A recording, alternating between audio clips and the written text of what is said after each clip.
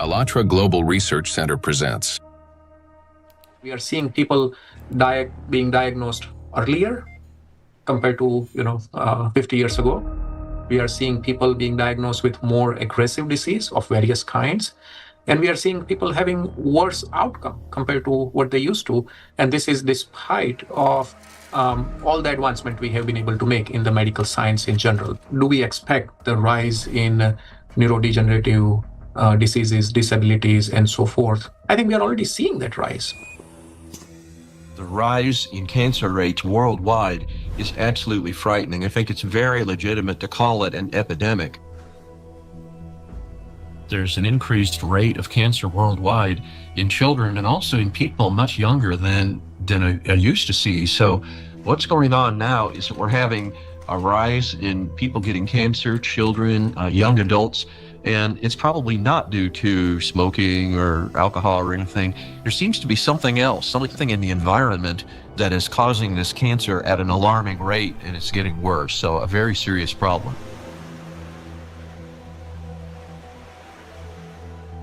Diseases are emerging early in life. Today's generation is getting sick at ages when their parents were still healthy. And what's worse is that they're often battling not just one, but multiple chronic diseases simultaneously. How can this be happening despite all the advances in modern medicine? What if behind this rapid global decline in human health, there lies a hidden factor, one that we've overlooked all along? Nanoplastics, a threat to life. We're talking about microplastics, tiny particles that can't be seen with the naked eye. They're much thinner than a human hair, extremely fine. From the molecular level to the scale of entire ecosystems, understanding microplastics is crucial for protecting the biosphere and public health. I was also surprised that it took so long, to people to recognize that's a problem, because this plastic production increased super high in the 1950s, and we have now, I guess, something between 400 and 500 million tons of plastic production every year, and this keeps accumulating, in all our ecosystems. So it's not only affecting the human life, but the whole ecosystem. So it's every individual, every plant, even bacteria. They take them up.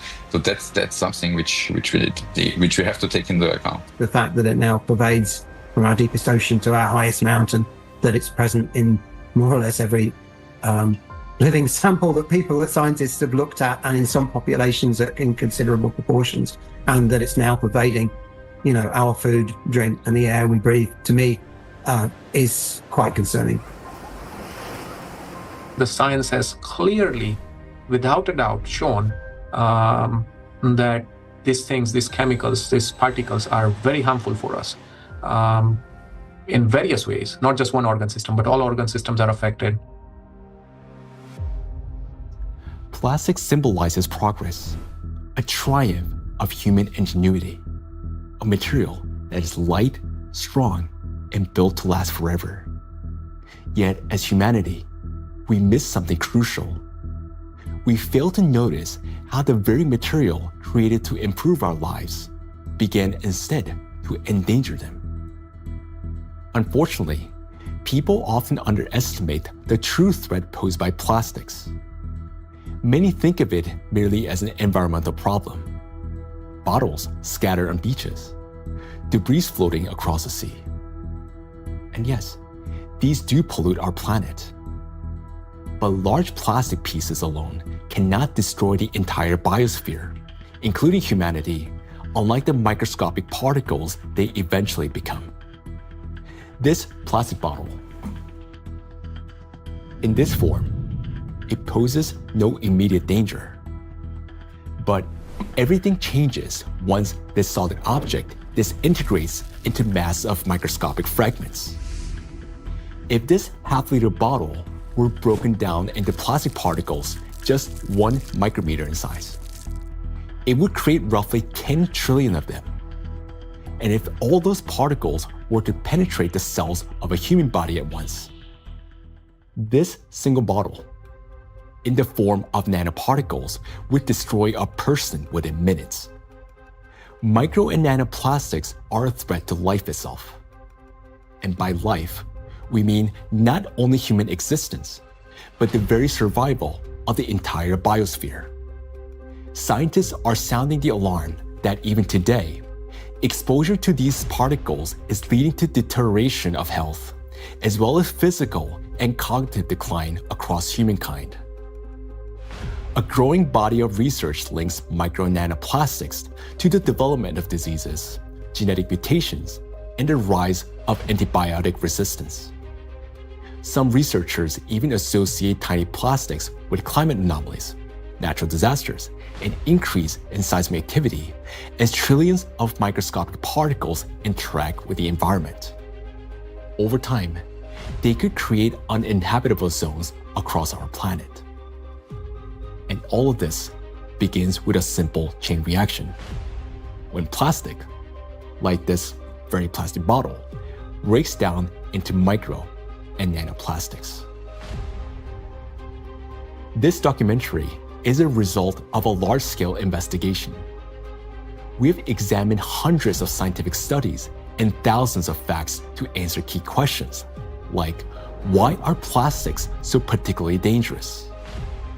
How can plastic particles threaten the very foundation of life? And what chances remain for humanity to change its course? Today, only a few hundred, perhaps a few thousand people truly understand the magnitude of this threat. A number far too small for a world of 8 billion. But by watching this documentary, you will become one of the few who understand what's really happening. This is a story of why researchers studying nanoplastics call them the number one killer, and how they're already reshaping our future. Plastic interferes with the universal language of life.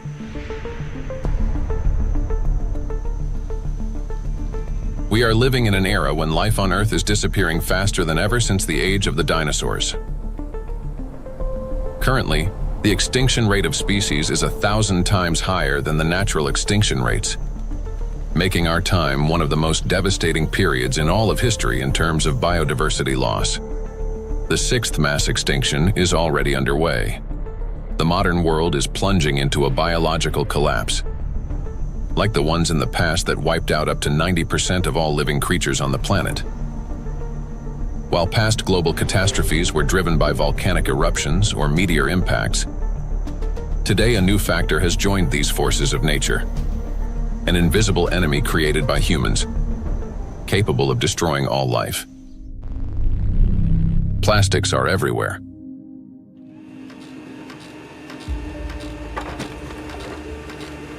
Since the mid-20th century, humanity has produced more than 9 billion tons of plastic. A material that was meant to make life easier, but has instead become a deadly trap for nature and for humanity. It is well established that most plastic is never recycled. Professor Antonio Ragusa, an Italian obstetrician gynecologist and researcher who first identified microplastic in the human placenta, explains how it continues its journey through the biosphere. Of the millions and millions of tons of plastic we produce, less than 10% gets recycled. More than 90% is dumped into the environment. And when plastic gets dumped into the environment, it slowly breaks down into smaller and smaller particles, eventually becoming very small, microplastics, or even tiny nanoplastics. These particles travel down rivers, reach the seas, spread throughout the oceans, and enter the fish we later eat, so they end up back inside us. The problem of microplastics has long been observed in ecosystems across the globe. Professor Sedat Gündoğdu of Çukurova University in Turkey, founder of a research group on microplastics and expert in marine biology and Mediterranean microplastic contamination, speaks about this growing concern. I'm working on fish biology mostly. I was working on fish biology since 2016. During my PhD study, I recognized that all the sampling location that we work for biodiversity fully polluted with plastics, not only microplastics, because first we realized that the main problem is plastic itself. Today we are accustomed to hearing the word microplastic. But there was a time when this term simply didn't exist. Professor Richard Thompson is a marine biologist at the University of Plymouth, director of the Marine Institute, officer of the Order of the British Empire, and fellow of the Royal Society. In his work, he was the first to describe microscopic plastic particles in the marine environment, laying the foundation for an entirely new field of research. When I started to teach, I set the challenge to some of my students. They went out onto the shoreline, they collected samples of sand, and we started to look at them under the microscope. And from the very first samples, we could see pieces that did not look like sand grains, brightly coloured pieces, red and blue. And it was then almost a kind of forensic journey to confirm their identity. And we confirmed that they were indeed plastics. We showed that they were present around the UK in a range of different habitats, in sediments and in the water column.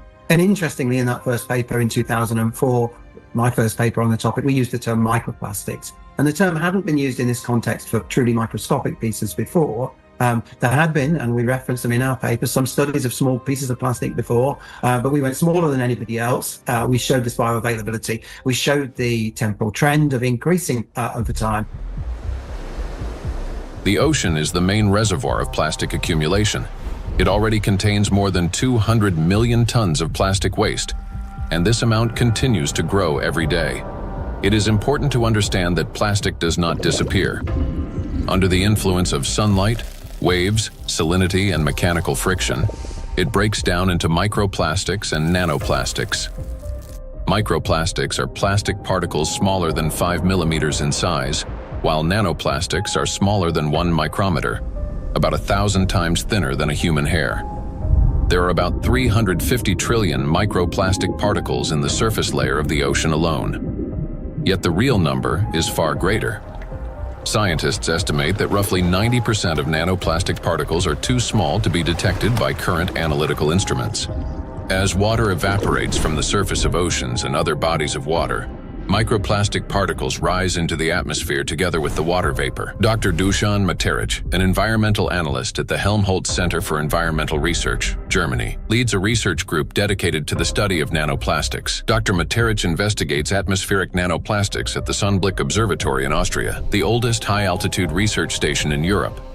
And for those nanoplastics that fragments from big fibers, because of UV weathering, because of just mechanical forces, those shredding nanoplastics are much more potent to stay in the air for a long period, and that means picked up and brought even here at 3,106 meters above sea level. So what we discovered is that we have nanoplastics across all the stations, and we have nanoplastics even in the deepest ocean environment, and our deepest point is below 5,000 meters. Micro and nanoparticles in the atmosphere can travel thousands of kilometers, crossing from one continent to another. This is noted by Dr. Elke Ludewig from Austria, who heads the Sonnenblick Observatory and the European Center for Cloud Ambient Intercomparison, where the transport of these particles and the effects of this process are recorded. We know from different cases that we have really long transports of particles from, for example, Japan up to here, or Canada, for example. There are two examples I can tell you. The one is the accident in Fukushima. It took about 11 days until aerosol particles with a higher radiation received the Sonnenblick Observatory. Another example was in 2025, on the 9th of June, there was a kind of transport, an air mass from Canada received the station here. We could see it in the sky. Of course, we could see it in our data that we had higher aerosol concentration, but the really impressive moment was, and that's why it's also important to have stuff up here, we could really smell the burn in the air. And this lasts for the whole day. So there you can see how intense effects somewhere on the globe, especially on the North Hemisphere, can be, and it's still transported hundreds of kilometers around the North Hemisphere, and we can measure it here and show what it is. Atmospheric micro and nanoplastics then return to Earth with precipitation, falling with rain or snow and settling in forests, on farmland, and across grasslands, where they seep into the soil and penetrate plants. This is happening all over the planet, in both the northern and southern hemispheres. Liliana Cáceres Sanchez, MSc in Science, Technology and Health, a biologist specializing in ecotoxicology and environmental protection, and a researcher at the Center for Research in Exact Sciences and Engineering at the Bolivian Catholic University San Pablo, notes that microplastics are present in natural environments, in living organisms, and in food products. In recent years, we've conducted analyses of soil, air, and both surface and groundwater in Cochabamba. We have also examined lakes and lagoons, and in all of these samples, we have found microplastics. The fact that we found microplastics even in areas with no human presence suggests that microplastic particles are actively moving through the environment. In addition, we identified their presence in food and in living organisms. We detected microplastics in milk and other pasteurized products such as yogurt. They were also found in wild animals, for example, in the Titicaca water frog and in fish from a lake near Cochabamba called Angostura. These findings confirm that microplastics have already become part of our food chain and ecological chain. Due to microplastic pollution, 1 in 10 grains of the world's 3 main food crops, rice, wheat, and corn, may die before harvest. In addition, researchers from the University of Catania have found high concentrations of microplastic particles in apples, pears, carrots, potatoes, lettuce, and broccoli. Overall, apples and carrots contained the highest levels of contamination, and fruits were found to have more plastic particles than vegetables. On dairy farms in several countries, microplastic particles have been found in samples of hay and other types of cattle feed. The presence of microplastics has also been confirmed in the milk and meat of cows and sheep, as well as in the lung tissue of pigs and in the stomachs and intestines of domestic ducks. This means that plastic has now become inseparable from livestock farming. Scientists from the University of Newcastle in Australia estimate that the average person today consumes around 250 grams of plastic per year through food, the weight equivalent of 50 plastic bags. Moreover, humans inhale micro and nanoplastics. According to studies, an adult can inhale up to 106,000 microplastic particles during a 2-hour walk in a large city. And in areas near bodies of water, that number significantly increases.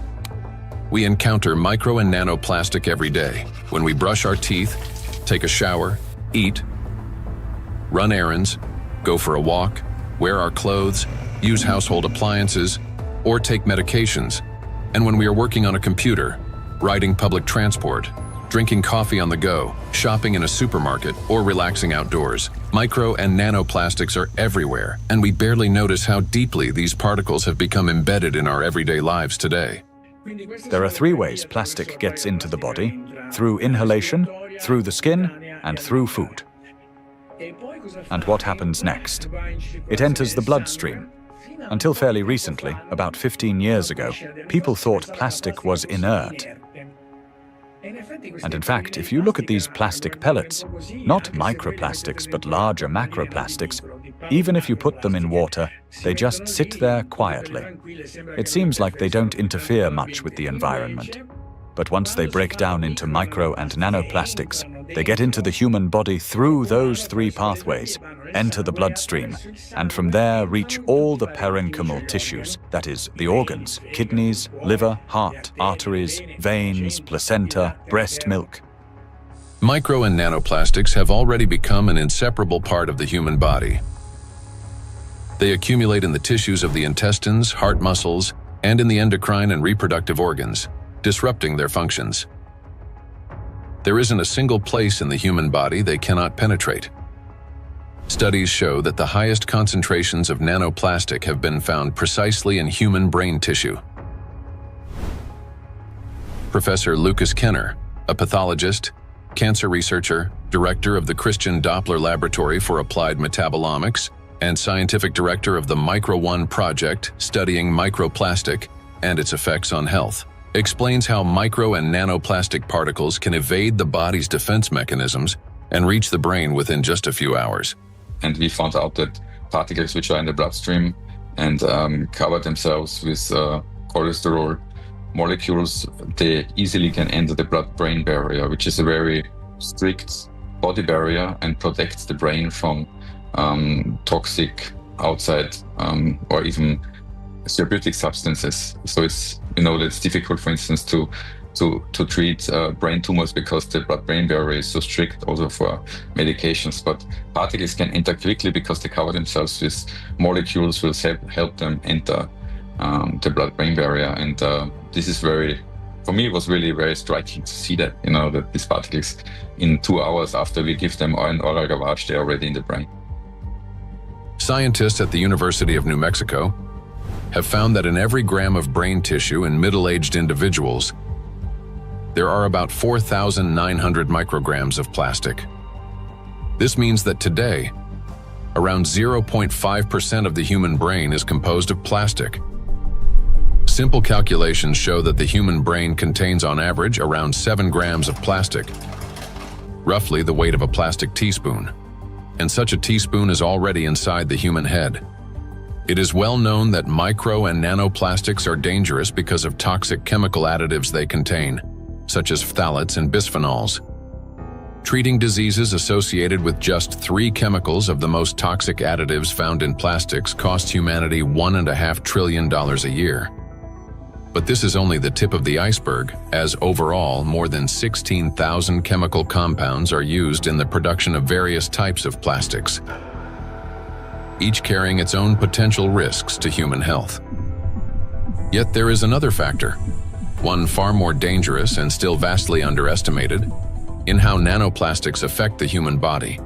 It is precisely this factor that allows nanoplastics to easily penetrate the body's protective barriers, and once inside, they are virtually impossible to remove.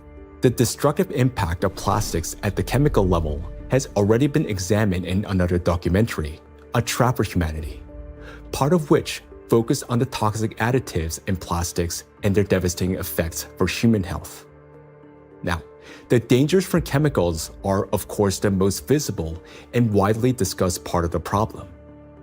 But as our investigation continued, we realized that the true danger of plastics lie beyond the chemistry, extending much deeper into the realm of physics. To understand why plastic particles are so dangerous, we must first understand their unique physical properties. Unique properties of plastic. At the micro and nanoscale, plastic particles acquire new physicochemical properties.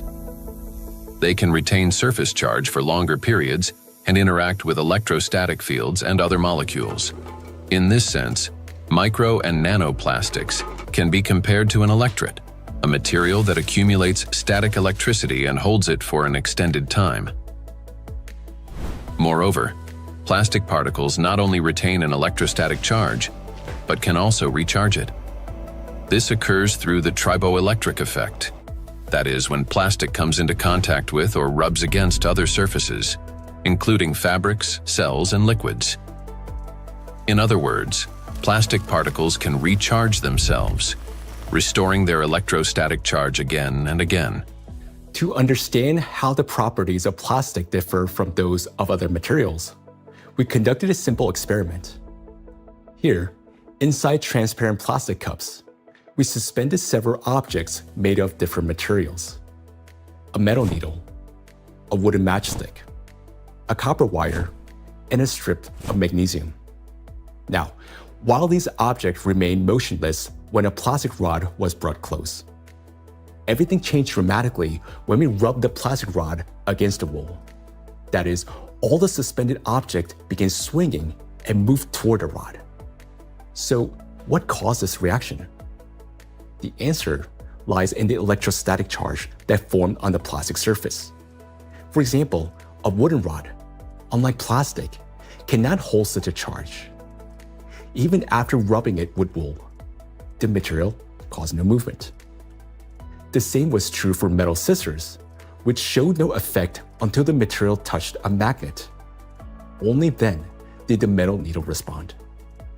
So this experiment clearly shows how material responds differently to electric and magnetic fields. Now, plastic stands out among other materials because it can not only accumulate, but also retain electrostatic charge for a prolonged period. This is distinct from wood, which quickly dissipates charge because of its moisture content, and therefore has little effect on other nearby objects. It's a dielectric material. Metals, on the other hand, do not hold charge but quickly redistributes it across their surface. They're conductors. Magnets, meanwhile, create magnetic rather than electric fields and thus cannot attract electrically neutral objects in the way a charged plastic can. So this is what makes electrostatically charged plastic so dangerous. It is an invisible force capable of changing everything around it. Once charged, plastic can attract even neutral particles, disrupting many natural physical processes. And as plastics breaks down into smaller fragments, micro and nanoplastics, it doesn't lose its properties. In fact, the impact of plastic on the environment and living organisms only intensifies as the particles become smaller. It's the charge that makes plastic especially dangerous to all life on our planet. Therefore, plastic cannot be regarded as passive waste. It is an active, electrically charged material capable of interacting with nearly all substances on Earth, from atmospheric particles to living cells. The smaller the plastic particle, the more active it becomes, and the more dangerous its impact. If you view a microplastic particle and it's 5 millimeters in diameter, and you break it down to a nanoplastic particle, which is 1 micrometer in size, you generate from one particle 125 billion particles, which is the number of galaxies we have in the universe. And the surface of these particles is 5,000 times larger than the 5 millimeter particle. So this just exemplifies how big an issue the breakdown of those plastic particles in even and all the time smaller particles. And these particles have maybe total different properties than the large 5 millimeter particles. So you not only change the size, but also the surface and the properties of the particles. Nanoplastic has an enormous surface area compared to its mass. It's like a tiny grain with the surface area of a football field. This is called a high specific surface area. The larger the surface, the greater the particle's ability to accumulate and retain electrostatic charge, and the more active sites it contains that bind proteins, metal ions, lipids, and other molecules from the surrounding environment can attach. To understand how dangerous these tiny charged particles are, let's run a simple mental experiment. For example, we have an ordinary 1.5 volt battery. If we divide it into 125 billion tiny batteries, and suppose each of them still had the same power output of 1.5 volts, their aggregate power would equal 187.5 billion volts. Imagine how much greater the voltage will become. Similar things happen with plastic. When a single fragment of plastic is divided into 125 billion particles, each carrying a charge, the amount of charge increases. Today, millions of tons of plastic in our biosphere are constantly breaking down into smaller and smaller particles, each carrying an electrostatic charge that allows it to penetrate everywhere. Consequently, as the number of electrostatically charged plastic particles grows, an excess electrical potential builds up throughout our planet. This is a major factor disrupting the Earth's energy balance, contributing to warming of the oceans, increase in atmospheric anomalies, as well as the number and severity of natural disasters each year. Note that the warmer the ocean, the more acidic it gets, and the faster plastic breaks down into charged micro-nanoplastics. This in turn leads to greater buildup of energy on our planet, amplifying all these processes in a self-reinforcing chain reaction. In addition, The smaller the particle, the more easily it penetrates the protective barrier of living organisms, including humans, triggering various chronic diseases and killing millions of people. We'll explore all of this in detail. In other words, plastic fragmentation does not make it safer. On the contrary, it transforms it into nanoparticles that readily penetrate living organisms. We know so far that compared to microplastics, nanoplastics can pass through the cell membranes much easily. That means that they can go to our bloodstream, not just us animals as well, and they can be carried to certain organs, deposited there, hard to be excreted back and things like that. This is why nanoplastic is far more dangerous than microplastic, as its capacity to accumulate electrostatic charge is significantly greater. Due to their electrolyte behavior and small size, plastics do not remain inert particles. They become charged and transform into trillions of micro and nano killers. It is through this charge that tiny plastics can penetrate deep into living tissues and even destroy them. Today, these particles are everywhere, and they're already interfering with the delicate electrical processes in nature. Now, we often think of electricity as something artificial, confined to light bulbs, batteries, and wires. But in reality, electrical impulses are the very language of life. That is, they enable the entire biosphere to function. And it is precisely these natural processes that electrostatically charged micro and nanoplastics are now disrupting. Universal language of nature.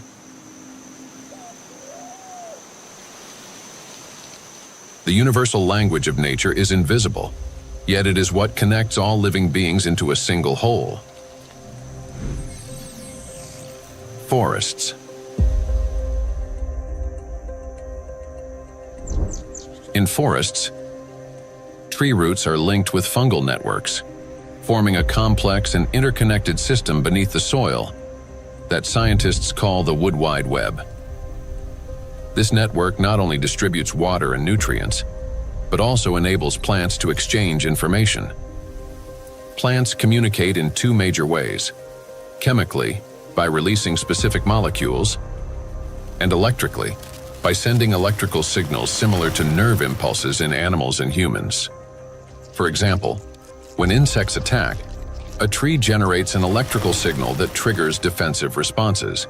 This signal can travel through roots into the fungal network, reaching other trees. A similar effect was detected by scientists during a solar eclipse. The bioelectric signals of trees began to synchronize, forming a single impulse. The oldest trees responded first, as if they remembered such events and were warning the younger ones. Through electrical signals, plants can coordinate their growth, warn each other of danger, adapt collectively to stress, and even store shared memory. It is precisely this finely tuned system that is now being disrupted by micro and nanoplastics. Today, forests have become vast reservoirs of microplastics. Research shows that forests capture microplastic from the atmosphere. As air currents pass through forests, they carry tons of microplastic particles. The forest functions as a massive filter. Tree canopies and leaves literally comb out particles from the air. In the past, this process helped purify the atmosphere from dust and dirt. Today, however, along with these natural particles, micro and nanoplastic are also being trapped. Unlike dust, which can become part of organic matter, plastic does not decompose. It remains in leaves, accumulates in soil, and persists in forest air. Every day, dozens of microplastic particles settle on each square meter of the forest canopy. Scientists estimated the annual deposition of microplastics in forest soils and showed that it correlates with the scale of plastic production in Europe. Assuming that atmospheric fallout is the primary source, they concluded that roughly 400,000 microplastic particles per square meter could accumulate in forest soil over a 70-year period. Charged particles distort bioelectrical signals and deprive forests of their ability to adapt and survive. Negatively charged nanoparticles penetrate plant roots more easily, disrupting nutrient absorption. As a result, growth slows down and root formation is impaired. In addition, electrostatically charged micro and nanoparticles of plastic adhere to leaves and penetrate plant cells, impairing photosynthesis. They damage chloroplasts, the energy centers of plant cells, the analog of mitochondria in animal and human cells. Prolonged exposure to micro and nanoplastics reduces the ability of plants to produce oxygen. Some of the world's forests, such as the eastern forests of the Amazon, are already emitting more carbon dioxide than they produce oxygen. Animals. Micro and nanoplastics can penetrate the brains of animals. Electrostatically charged plastic particles damage brain cells and disrupt the transmission of nerve impulses.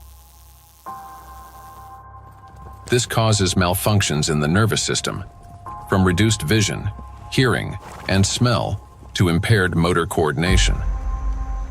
As a result, animals struggle to navigate, find food, avoid danger, and to communicate with one another. And all of this greatly reduces their chances of survival. These effects mirror the early signs of neurodegenerative diseases in humans. According to the Worldwide Fund for Nature, over the past 50 years, the global population of wild animals has declined by nearly 70%. People can't even protect those they've taken responsibility for. Household pets are also poisoned by micro and nanoplastics. Pet food contains PET, the same plastic used to make bottles. Moreover, microplastic particles have been found in the tissues of cats and dogs. Scientists analyzed tissue samples from 49 animals, 24 cats and 25 dogs, that had died of natural causes and found that more than 70% of them had microplastics present in multiple organs.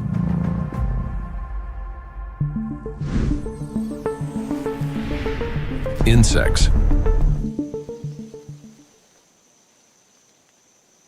The rate of insect extinction is 8 times higher than that of mammals, birds, or reptiles. The crisis is especially severe for pollinators, bees, whose role in ecosystems and agriculture is critical. Wild and domesticated bees pollinate 75% of agricultural crops and 90% of wild flowering plants.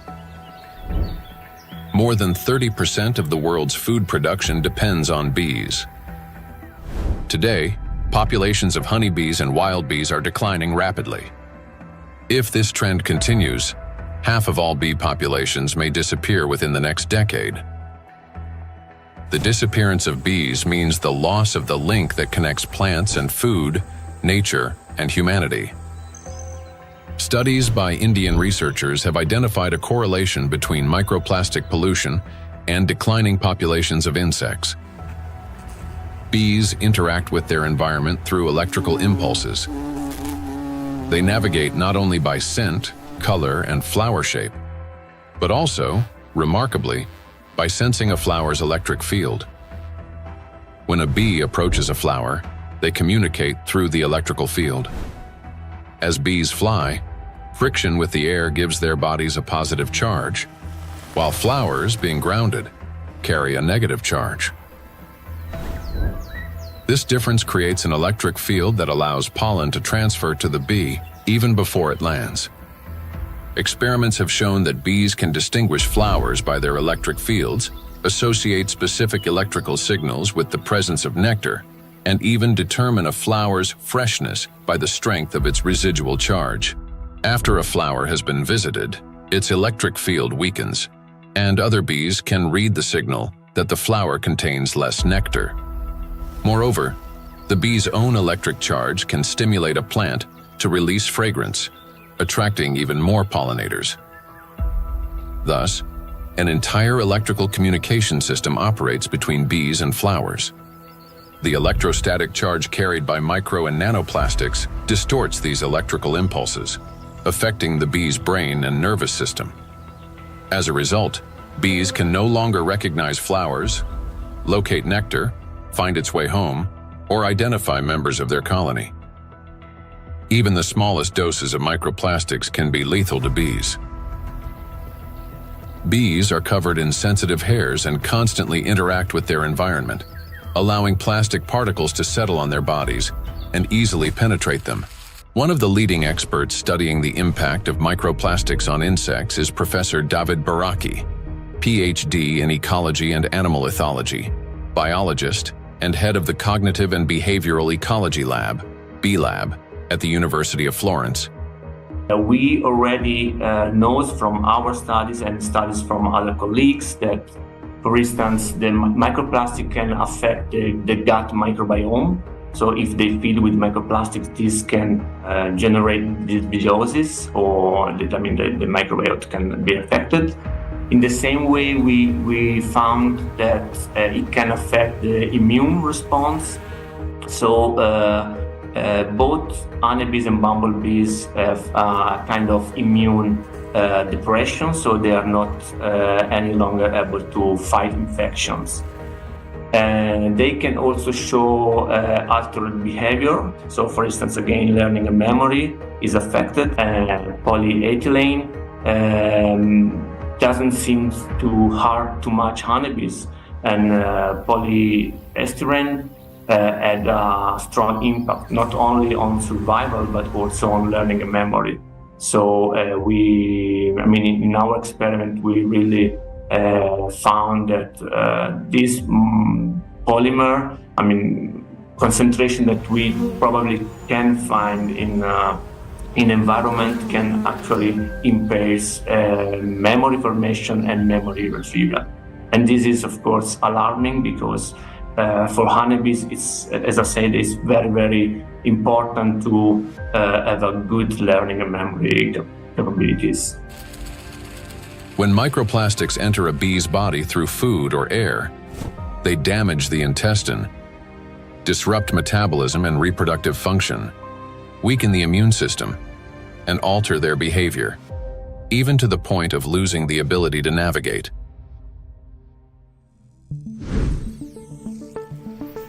Birds. Across the globe, scientists are observing an alarming trend. The number of wild birds is rapidly declining. In North America alone, over the past 50 years, approximately 3 billion birds have disappeared. That is a quarter of the entire bird population. Electrical signals play as vital a role in the lives of birds as they do throughout the entire biosphere. The avian nervous system functions through transmission of electrical signals from the brain to all parts of the body. Those impulses control movements of wings, tail, and body in flight, vision and coordination, cognitive responses, for example, evading predators, song and vocal communication. Birds are true living navigators capable of traveling thousands of kilometers and returning precisely to the same locations year after year. Scientists have discovered that many migratory birds use Earth's magnetic field for orientation. Imagine an airplane. A pilot sees a radar screen with lines and markers to avoid getting lost in the sky. For birds, their eyes serve as such a radar. Specialized molecules in their eyes detect both light and Earth's magnetic field, converting them into electrical signals. In the brain, those signals form an image with field lines superimposed on the real world. A bird simultaneously sees clouds, land, and its magnetic radar, allowing it to maintain course in any direction with ease. Electrostatically charged micro and nanoplastic particles entering a bird's body distort electrical impulses and disrupt functioning of its nervous system. This leads to loss of motor coordination, weakened memory and learning ability, and impaired vocalization and spatial orientation. Externally, this manifests as increasingly erratic flight, unstable behavior, and even softer, weakened chirping. Nestlings are especially vulnerable. Many do not survive to adulthood, and those that do often exhibit cognitive impairments. However, that's not all. Plastics damage the liver, kidneys, stomach, and brain of birds, causing symptoms that resemble Alzheimer's disease. Even birds that appear healthy lose the ability to adequately care for their partners and offspring, sharply reducing their chances of successful reproduction.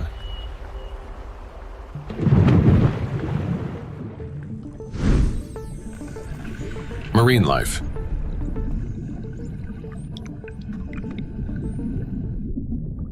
Beneath the surface reigns a unique world where vision weakens and sounds become distorted. In such conditions, marine life perceives reality differently. Through electroreception, the ability to sense faint electric fields and navigate by them.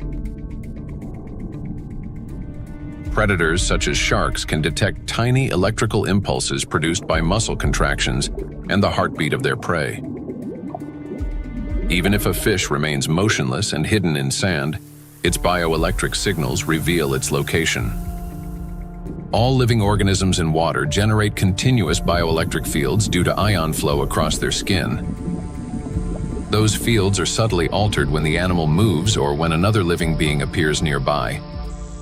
Electrical impulses are an inseparable part of life itself, even underwater.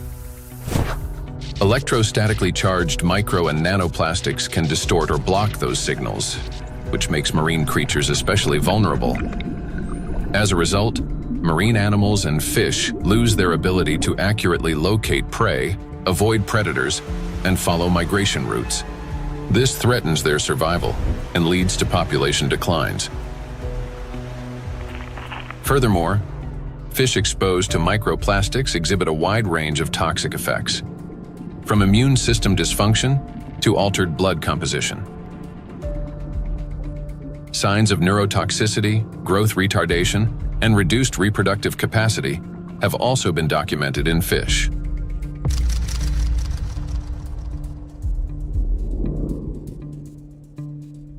All processes in the biosphere rely on extremely subtle electrical impulses.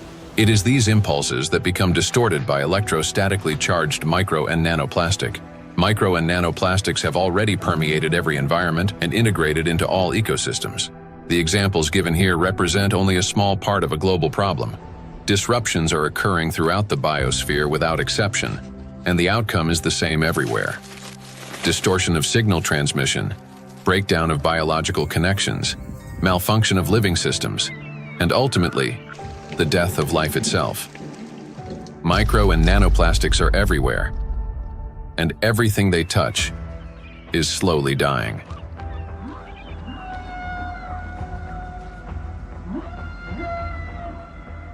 Charged micro and nanoplastics disturb the natural biological impulses that form the very foundation of life. Gradually, they erode the mechanisms that allow the biospheres to exist and interact. This decay begins from within, slowly, almost imperceptibly, yet inevitably. Even what appears healthy and alive today is already contaminated by micro and nanoplastics. Today, so many of these particles have already accumulated on our planet that they will be enough to destroy the entire biosphere several times over. And their numbers continue to grow each day. Nature is not merely a habitat. It's our breath, our nourishment, and our protection. Humanity can survive without technology, but not without air, water, and living organisms. When life on Earth dies, humanity dies with it. The truth is that we do not exist separately from nature, no matter how much we try to convince ourselves otherwise. We're part of it. So you have probably guessed who we're going to talk about next. Yes, about us. Impulse of life. For humans, just like for all living beings in the biosphere, electrical signals are the pulse of life. The human body is, quite literally, an electrical system. The brain thinks with the help of electrical impulses. The heart beats because cells transmit electrical signals to one another, and muscles contract when they receive signals from the nervous system. Neurons play a key role in coordinating all body functions by generating and transmitting electrical impulses. How an electrical impulse is generated in neurons. Every neuron has a membrane with the so-called gates, ion channels. When a signal needs to be transmitted, some of these gates open, and ions begin moving quickly into or out of the cell. This flow of ions changes the membrane's electrical charge, creating an electrical impulse. The impulse travels along the neuron and transmits information further to other cells. How you communicate, whether you interrupt, speak quickly and emotionally, or on the contrary, whether you're apathetic. How you scroll through a news feed on your phone, whether you rush or move slowly, depends largely on the balance of ions. When this balance is disrupted, a person can become overly irritable, or, on the contrary, sluggish. Every movement and reaction of our body is based on electrical impulses in neurons and other cells. For example, if you accidentally touch a hot object, nerve fibers instantly transmit a signal to the brain, which commands the muscles. Pull your hand away. Without electrical impulses, the body wouldn't be able to maintain a stable internal state, homeostasis. Even the immune system cannot function without electrical impulses. The speed and strength of every immune cell's response depend directly on the quality of impulse transmission. Emotions and thoughts are also the language of electrical impulses. When you feel joy, sadness, excitement, love, or recall a memory, tiny electrical sparks run between neurons. They're like messages between friends. One neuron writes, another reads, and passes it on. Through these chains, thoughts, emotions, and decisions are born. When you learn something new, that too is the work of electrical impulses. They create new neural connections, as if paving little pathways in the brain that make it easier for impulses to travel later on. Even at the very beginning of life, when a sperm cell fertilizes an egg, an extraordinary phenomenon occurs. This contact triggers a cascade of biochemical reactions, including the release of billions of zinc ions. This impulse acts like a start button that activates the egg and initiates the very process from which the future embryo begins to develop. We rarely think of ourselves as electrical systems, yet that's exactly how our bodies function. Nature created a perfect design in which countless vital processes and interactions occur through electrical impulses. But there was one thing that nature could not have foreseen: that humans would create an enemy capable of infiltrating and disrupting this perfect mechanism.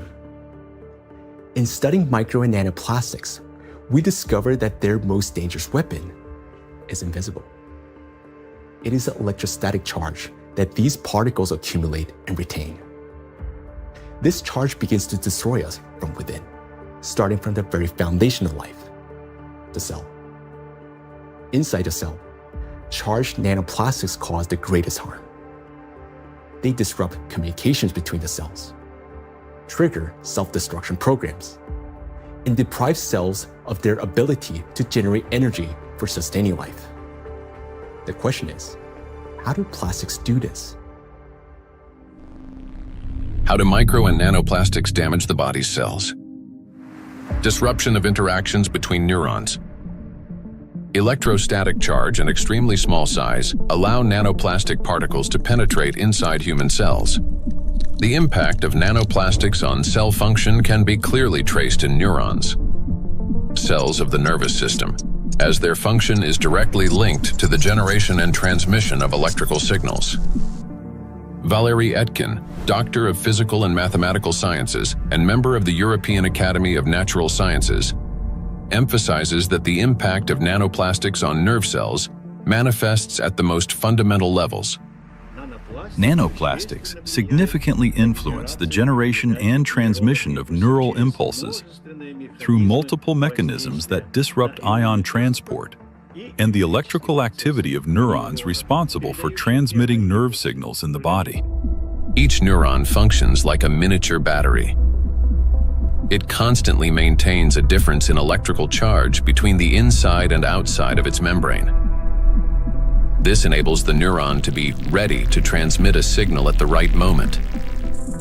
Charged nanoplastic disturbs this delicate balance, making the cell behave unpredictably.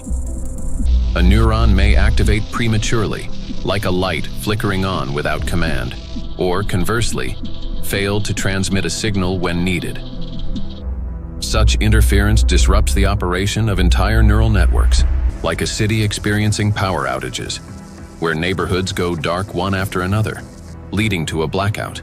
In addition, as shown by research conducted by Chinese scientists from Southern Medical University in Guangzhou, nanoplastic interferes with the operation of ion channels. Nanoplastic carrying an electrostatic charge can interact with these channels and alter their structure. As a result, the gates may fail to open or remain open for too long. This also disturbs normal signal transmission throughout the nervous system. When electrostatic interactions occur with charged membrane lipids, they cause a redistribution of charged lipids and proteins within the membrane, which leads to impaired functionality of these lipid membranes. This results in localized changes in ion concentration and the formation of ion concentration gradients around charged particles. The function of ion pumps, which are essential for maintaining ion balance, becomes disrupted.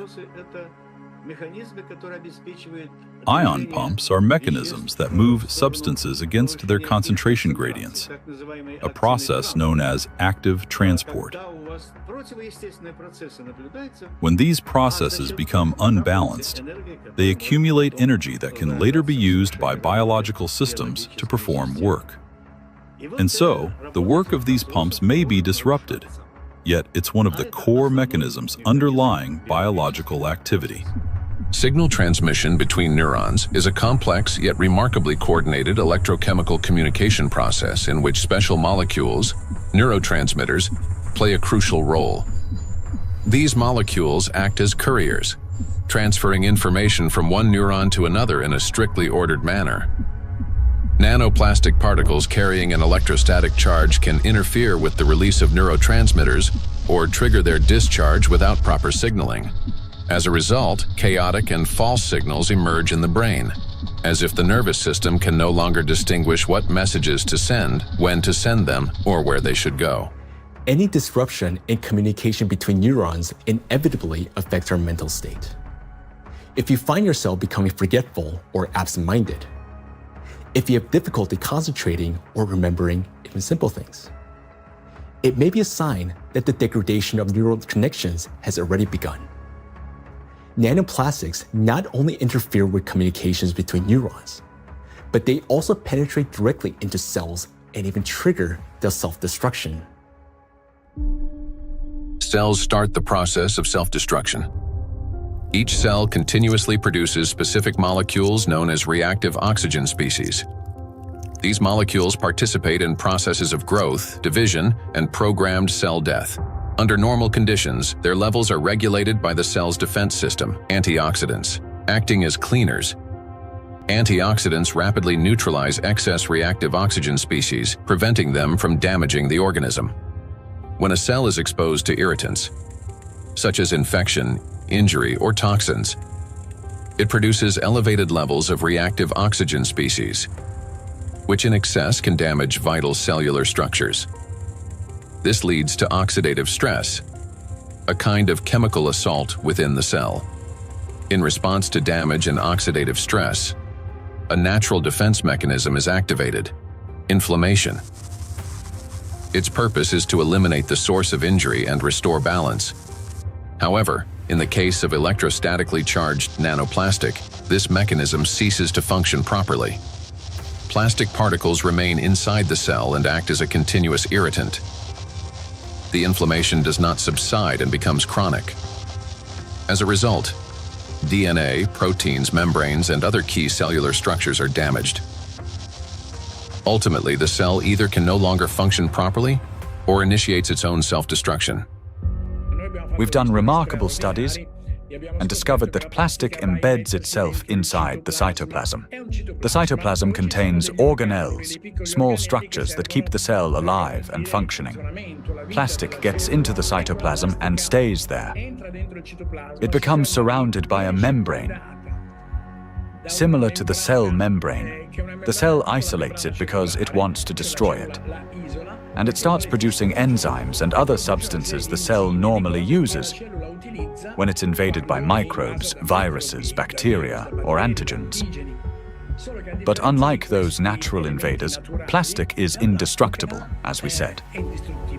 So the cell is essentially subjected to chronic stress, and eventually it becomes diseased.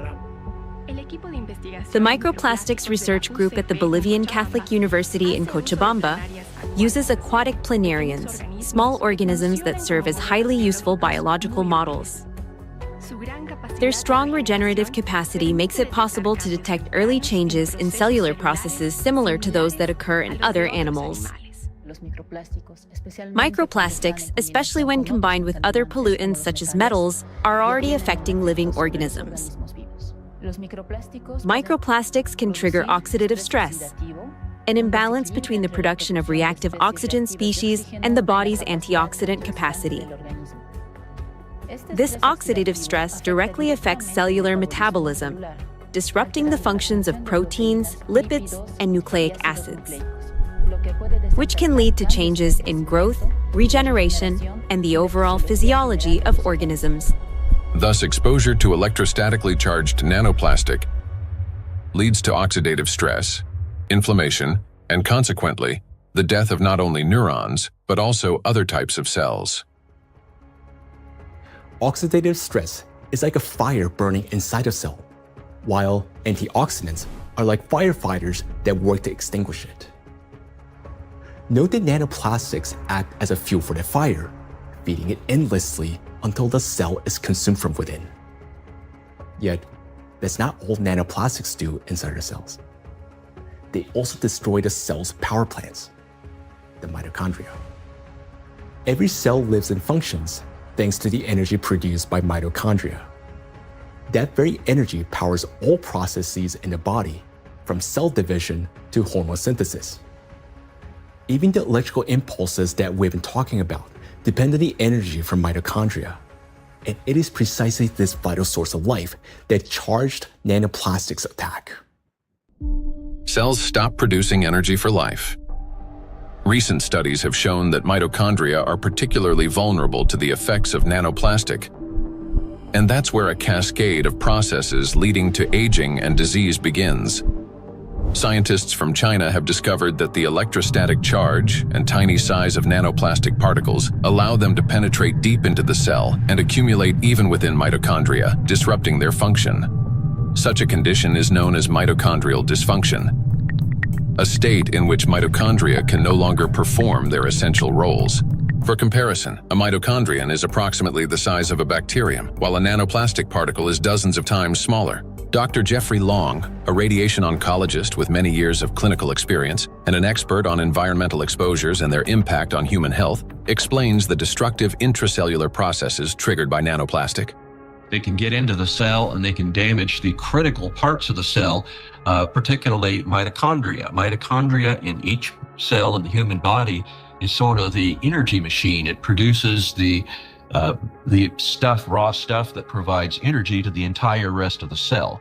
And it is frightening to understand, and increasingly so with increasing scientific studies, that nanoparticles nanoplastics, as they get in, are actually damaging the mitochondria, that energy-producing part of the cell.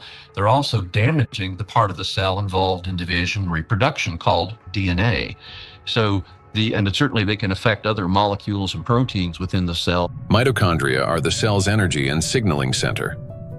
They regulate metabolism, control cell growth and division, protect against oxidative stress, modulate inflammation and immune responses, and trigger programmed cell death. One of their key functions is cellular respiration, the process by which energy is produced. Energy in the human body is generated as follows. First, proteins, fats, and carbohydrates from food are broken down into simple molecules. These molecules then enter the mitochondria, where electrons are extracted from them. The electrons move along a specialized chain of proteins, much like an electric current passing through wires. This electron flow drives the mitochondrial energy machinery, resulting in the production of ATP, the universal fuel that powers all organs and tissues. A single mitochondrion can produce up to 10 million molecules of ATP per day. However, electrostatically charged nanoplastic interferes with this delicate process. Its particles disrupt movement of electrons and reduce the efficiency of ATP synthesis. It is similar to a power plant where the wiring begins to short circuit. The generator falters, energy output drops, and the entire system starts to fail more quickly. Mitochondria have their own DNA, a set of instructions for energy production. Without it, mitochondria cannot generate energy, and the cell gradually loses its power source and begins to deteriorate. Exposure to nanoplastic causes mutations to accumulate rapidly in mitochondrial DNA, further impairing mitochondrial function. Studies published in 2023 demonstrated that 50 nanometer polystyrene nanoparticles sharply reduce ATP production and increase the number of mutations in mitochondrial DNA. We have studies on this, with dramatic images taken using a scanning electron microscope, as well as a transmission one, where you can actually see plastic destroying the mitochondria, the structures that produce a cell's energy. Chronic exposure to nanoplastic turns cells into a battlefield.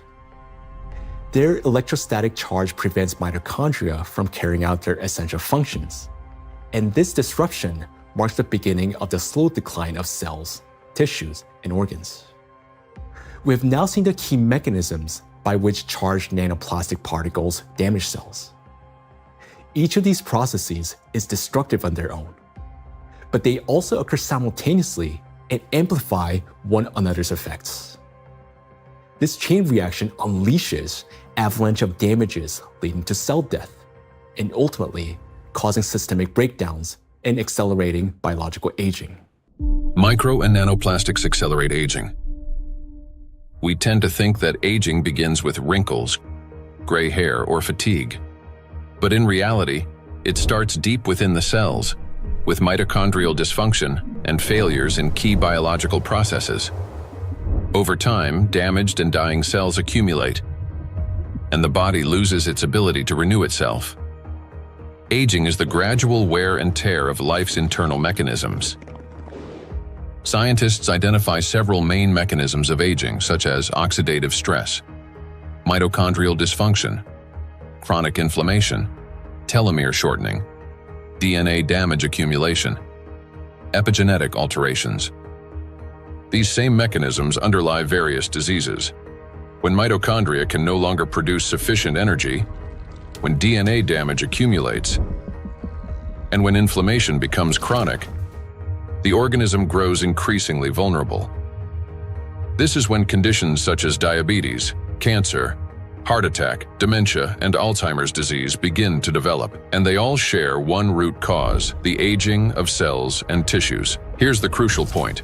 Electrostatically charged nanoplastic induces the same processes: oxidative stress, DNA damage, mitochondrial dysfunction, telomere shortening, chronic inflammation, and epigenetic alterations. Thus, electrostatically charged nanoplastic artificially accelerates cellular aging. What once unfolded over decades can now progress many times faster under its influence.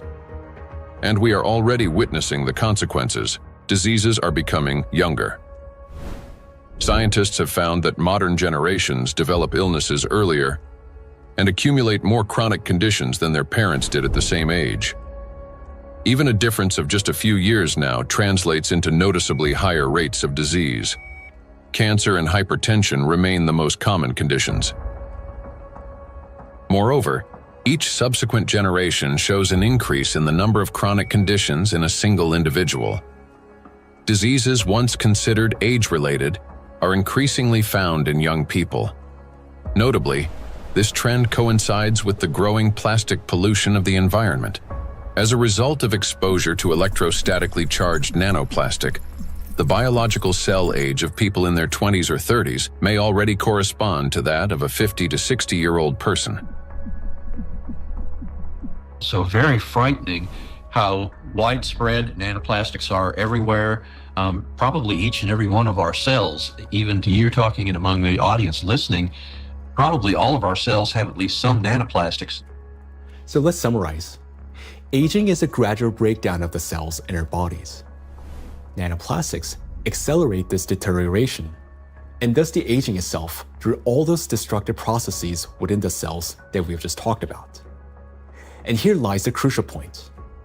The same mechanisms that drive aging also underlie many chronic diseases. In other words, micro and nanoplastics not only speed up aging, but also contribute to the development of diseases. Today, micro and nanoplastics are detected in every organ of the human body, and everywhere, in each organ, in each cell. The tiny plastic particles trigger a cascade of internal destruction. Nanoplastics damage cell membranes, disrupt ion channels, induce oxidative stress, disable mitochondria, and provoke genetic mutations. These damages affect all cell types in the same way, whether in the heart, bones, lungs, or elsewhere. Now, we know the answer to the main question that began our investigation. Why and by what mechanism are nanoplastics capable of destroying living systems at the microscopic level? But what does that mean to us, for each of us? What specific diseases arise from such cellular destruction within the human body? The answers lie ahead in the next part of our investigation. Micro and nanoplastics are damaging health. Micro and nanoplastics impact the nervous system. Neurological disorders are the leading cause of physical and cognitive disability worldwide, affecting almost 3.5 billion people. Over the past 30 years, the number of such cases has risen drastically, and scientists project that within the next 2 decades, this figure could double. Since this trend mirrors a surge of plastic pollutions in our environment, it becomes clear why these diseases are becoming more prevalent and why they're increasingly affecting younger population. Now, recall the image of a plastic spoon in the brain. Unfortunately, it doesn't sit there inert or harmless. Electrostatically charged plastic particles attack neurons, the brain cells that are responsible for most of our thoughts and movements. Every day and every minute, nanoplastics are silently destroying cells in our brains, and the exposure to these tiny plastics, they never stop. In fact, it continues to accelerate.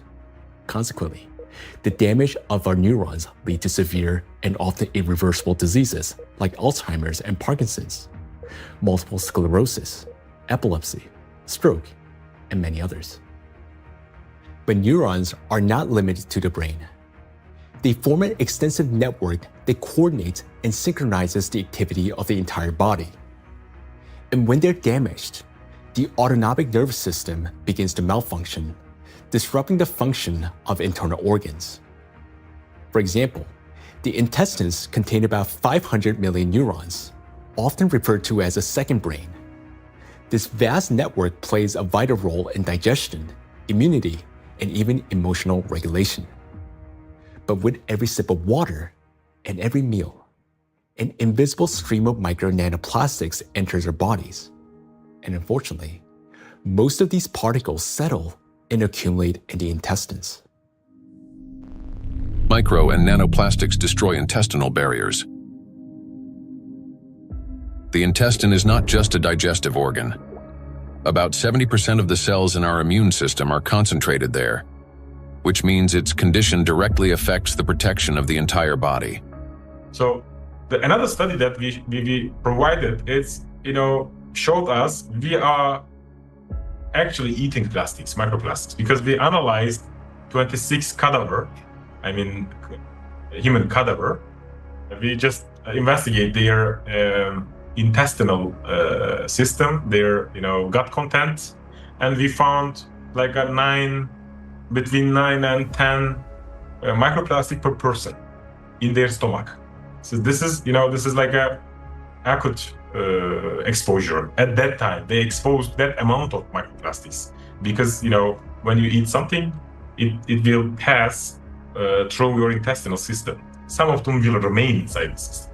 This is what we found. There remain microplastic particles inside the human stomach because grams doesn't give enough information about exposure because the particles behave according to their shape rather than their mass, because the definitive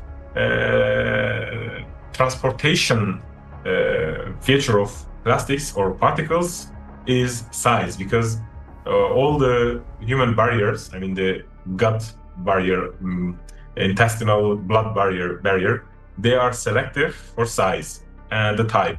If they smaller than certain size, like 100 micron, they can pass through through intestinal system to the blood system. The intestinal barrier works like a filter. It allows useful substances, vitamins, nutrients, to pass through and blocks harmful ones, toxins, microbes, and foreign particles. But this entire well-coordinated system is destroyed by electrostatically charged micro and nanoplastics. It damages the cells lining the intestinal walls and weakens the tight junctions between them, making the intestinal barrier more permeable.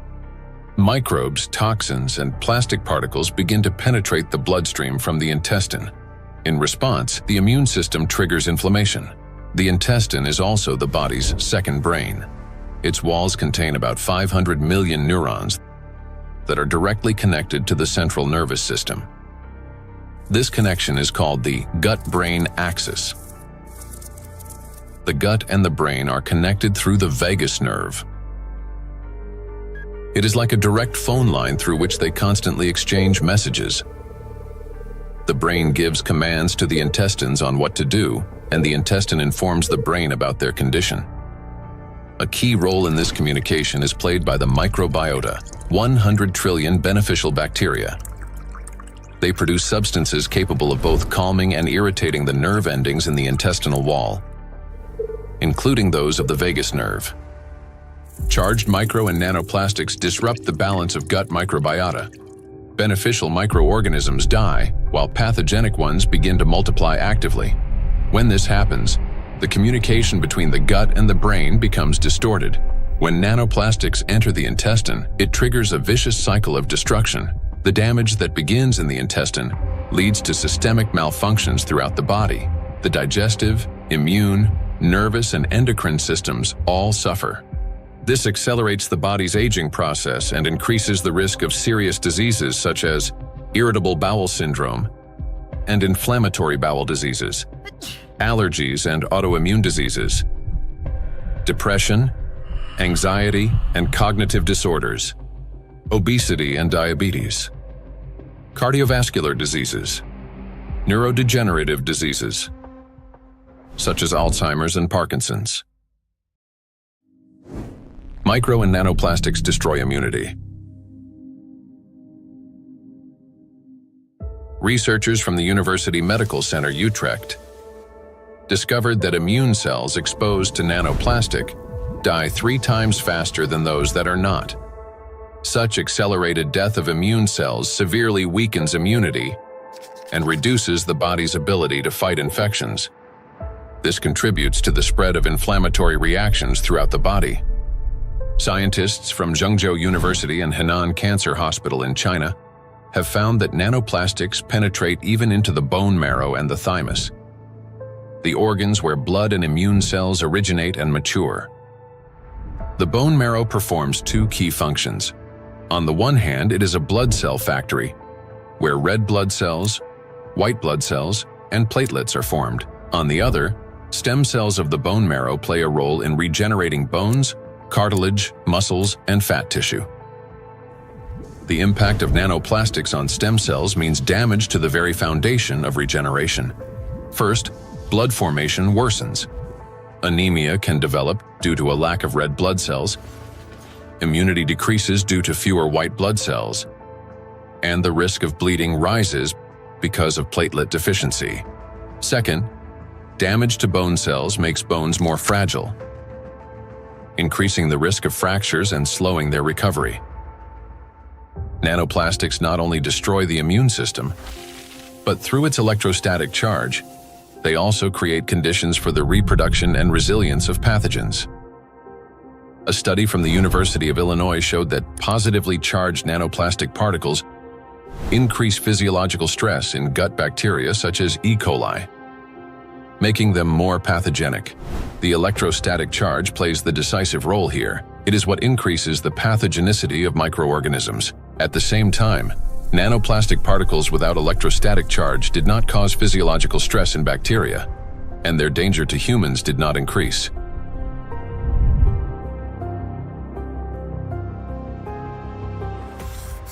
The experiment showed that microplastics, especially polystyrene, can absorb up to 98.6% of viruses, prolonging their survival outside the body for up to 7 days.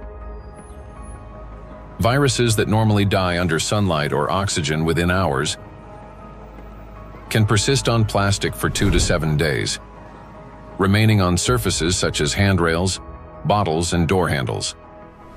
A single sneeze from an infected person can release up to 200 million viral particles into the air, which can land on any plastic surface indoors or bind with nanoplastic particles in the air and water. Microplastics become an air and water taxi, spreading infection.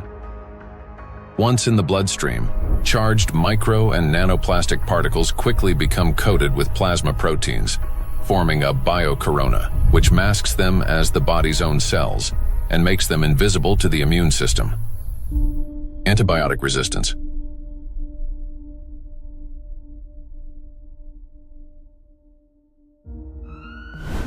In 2019, antimicrobial resistance was directly responsible for more than 1 million deaths, with nearly 5 million additional deaths linked to related complications. Studies in 2025 show that plastic helps bacteria develop resistance to antibiotics, driving a crisis that medicine is increasingly unable to control. Why? Because plastic is the perfect platform for bacterial growth. On its surface, they easily form biofilms, a dense protective layer shielding bacteria from sunlight, drying out, immune system attacks, and, most importantly, from antibiotics. Just like viruses, bacteria can survive on plastic longer than on other materials, sometimes for 3 days or more. This makes microplastic an efficient carrier of dangerous microbes through water, soil, and food.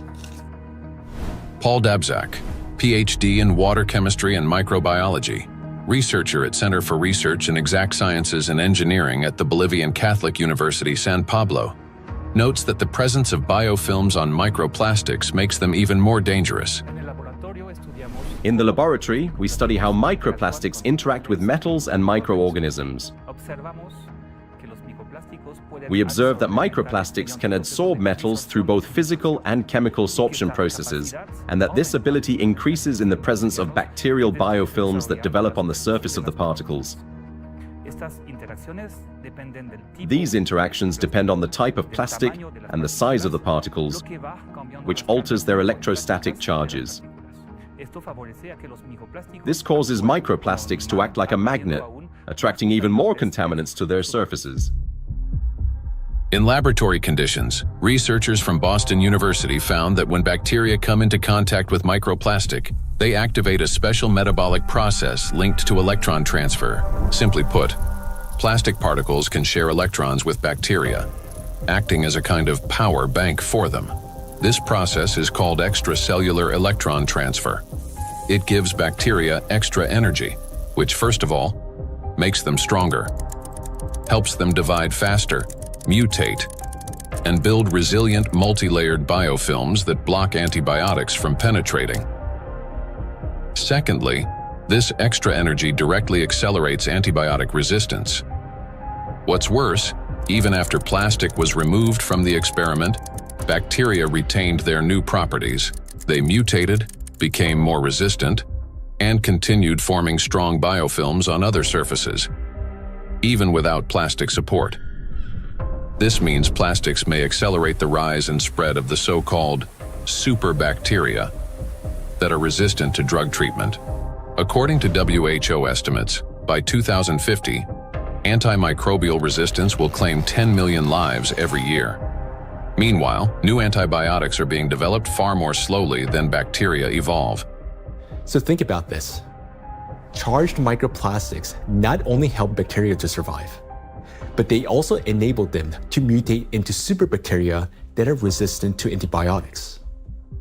This discovery reshapes our perspective on plastic pollution because we now understand that the problem is far more alarming than we have previously believed.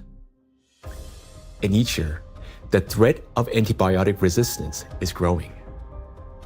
In many countries, standard drugs are already losing their effectiveness, and even common infections are becoming increasingly difficult to treat.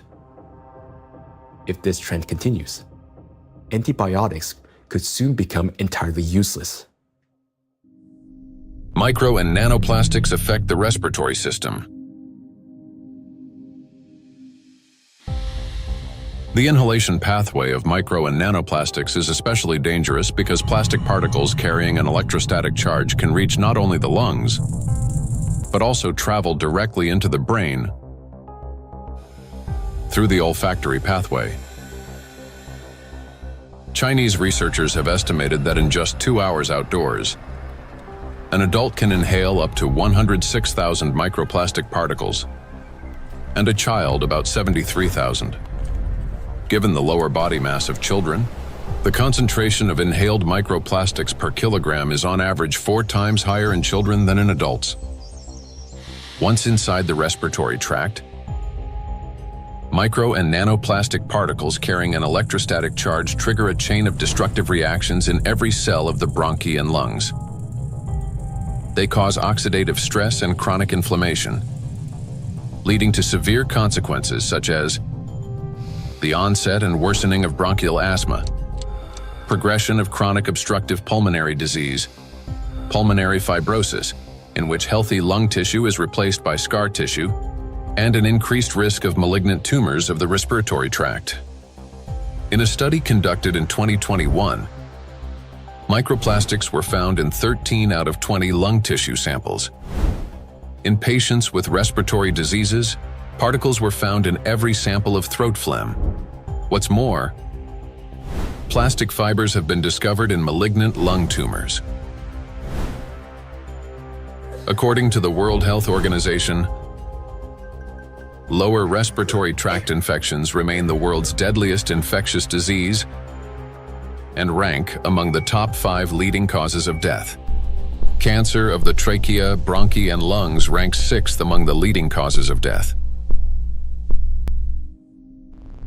Micro and nanoplastics disrupt the functioning of the heart and blood vessels. Cardiovascular diseases are the leading cause of death worldwide.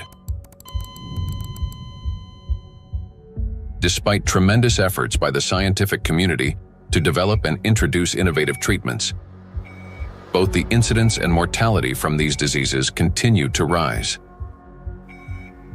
How do micro and nanoplastics damage the heart and blood vessels? The main thing electrostatically charged nanoplastics do is they destroy the mitochondria inside our cells.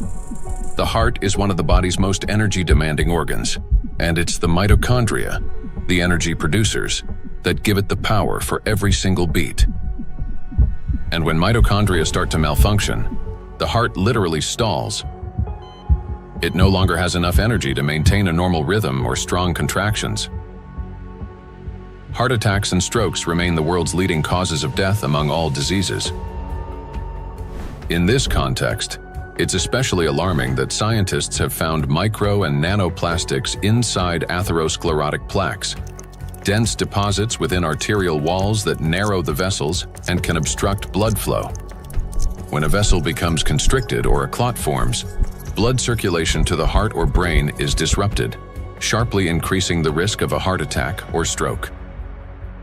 Research shows that when microplastics are present in carotid artery plaques, the risk of these life-threatening events and fatal outcomes rises by 4.5 times. Micro and nanoplastic particles trigger blood clot formation. When micro and nanoplastics enter the bloodstream, they don't simply drift there passively. Because of their electrostatic charge, plastic particles stick to vessel walls and attract blood proteins and cells.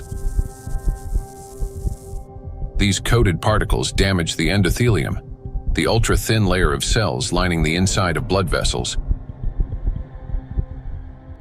The endothelium is like an intelligent shell of the vessels. It regulates their dilation and constriction, controls blood clotting, and protects against inflammation. However, under the influence of micro and nanoplastics, this system breaks down, leading to chronic inflammation and an increased risk of thrombosis. In addition, electrostatically charged microplastics can interact with blood cells, platelets and red blood cells, disrupting their normal behavior.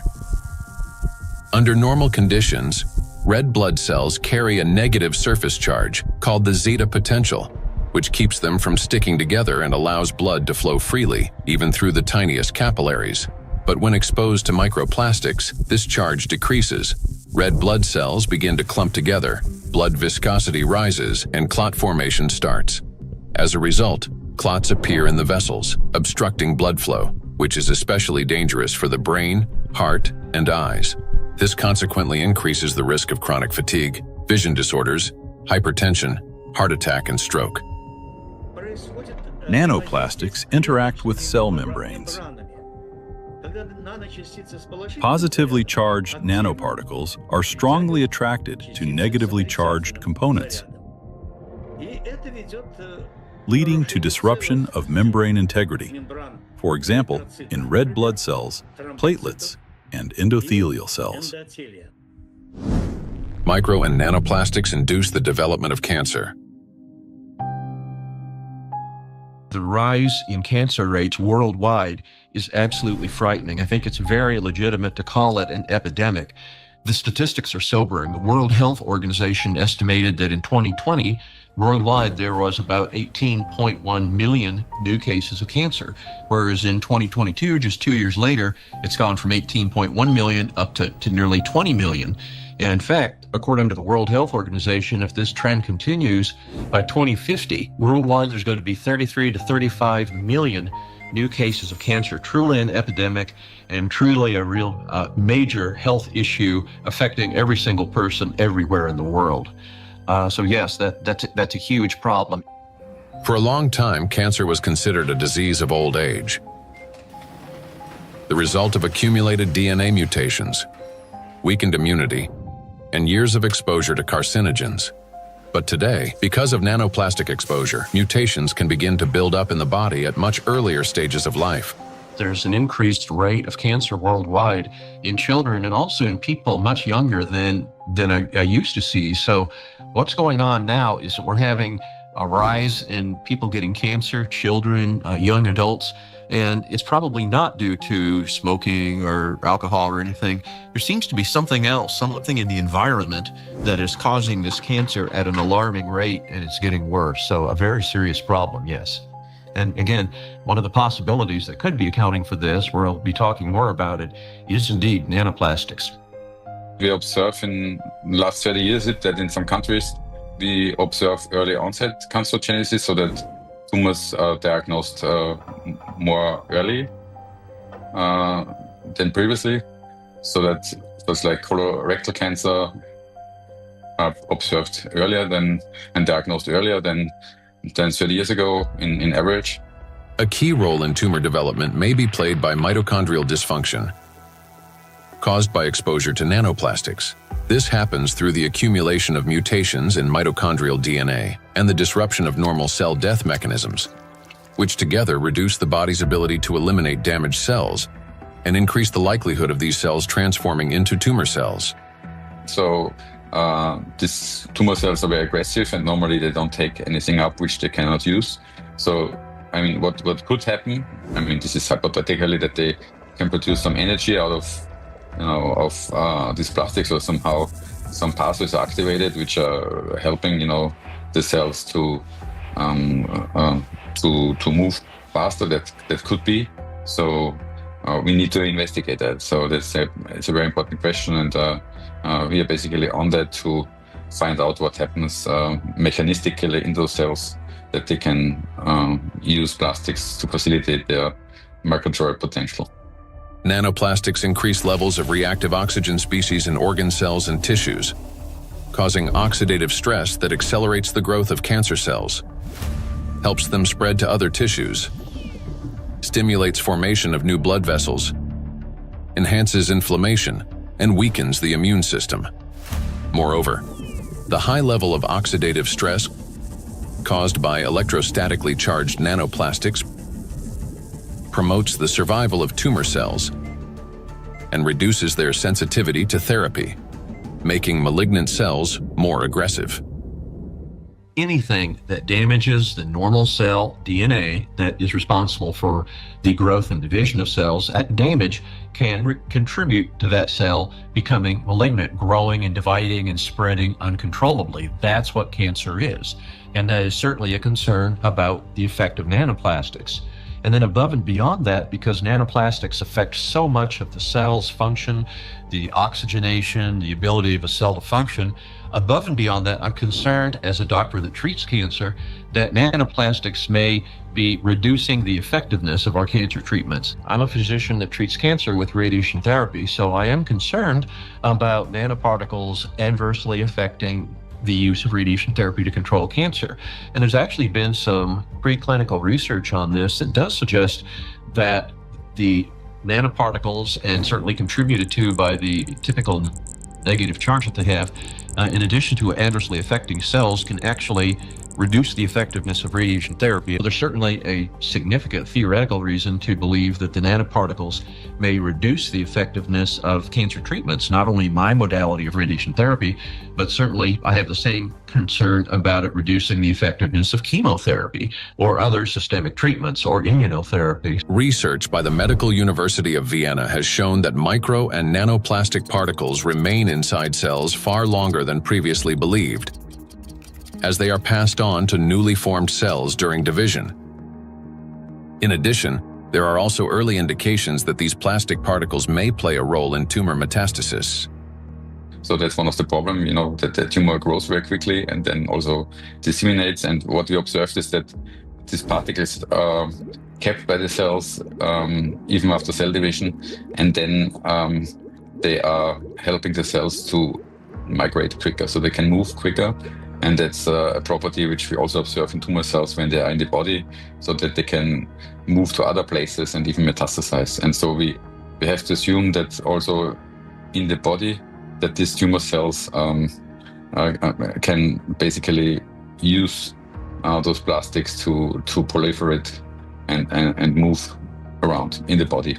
When I came to this plastic topic, I thought myself, that this is, we introduce here material which is potentially toxic, potentially accumulating over the years, over the decades of the centuries, so maybe for a very long time, affecting our health, but also the evolution.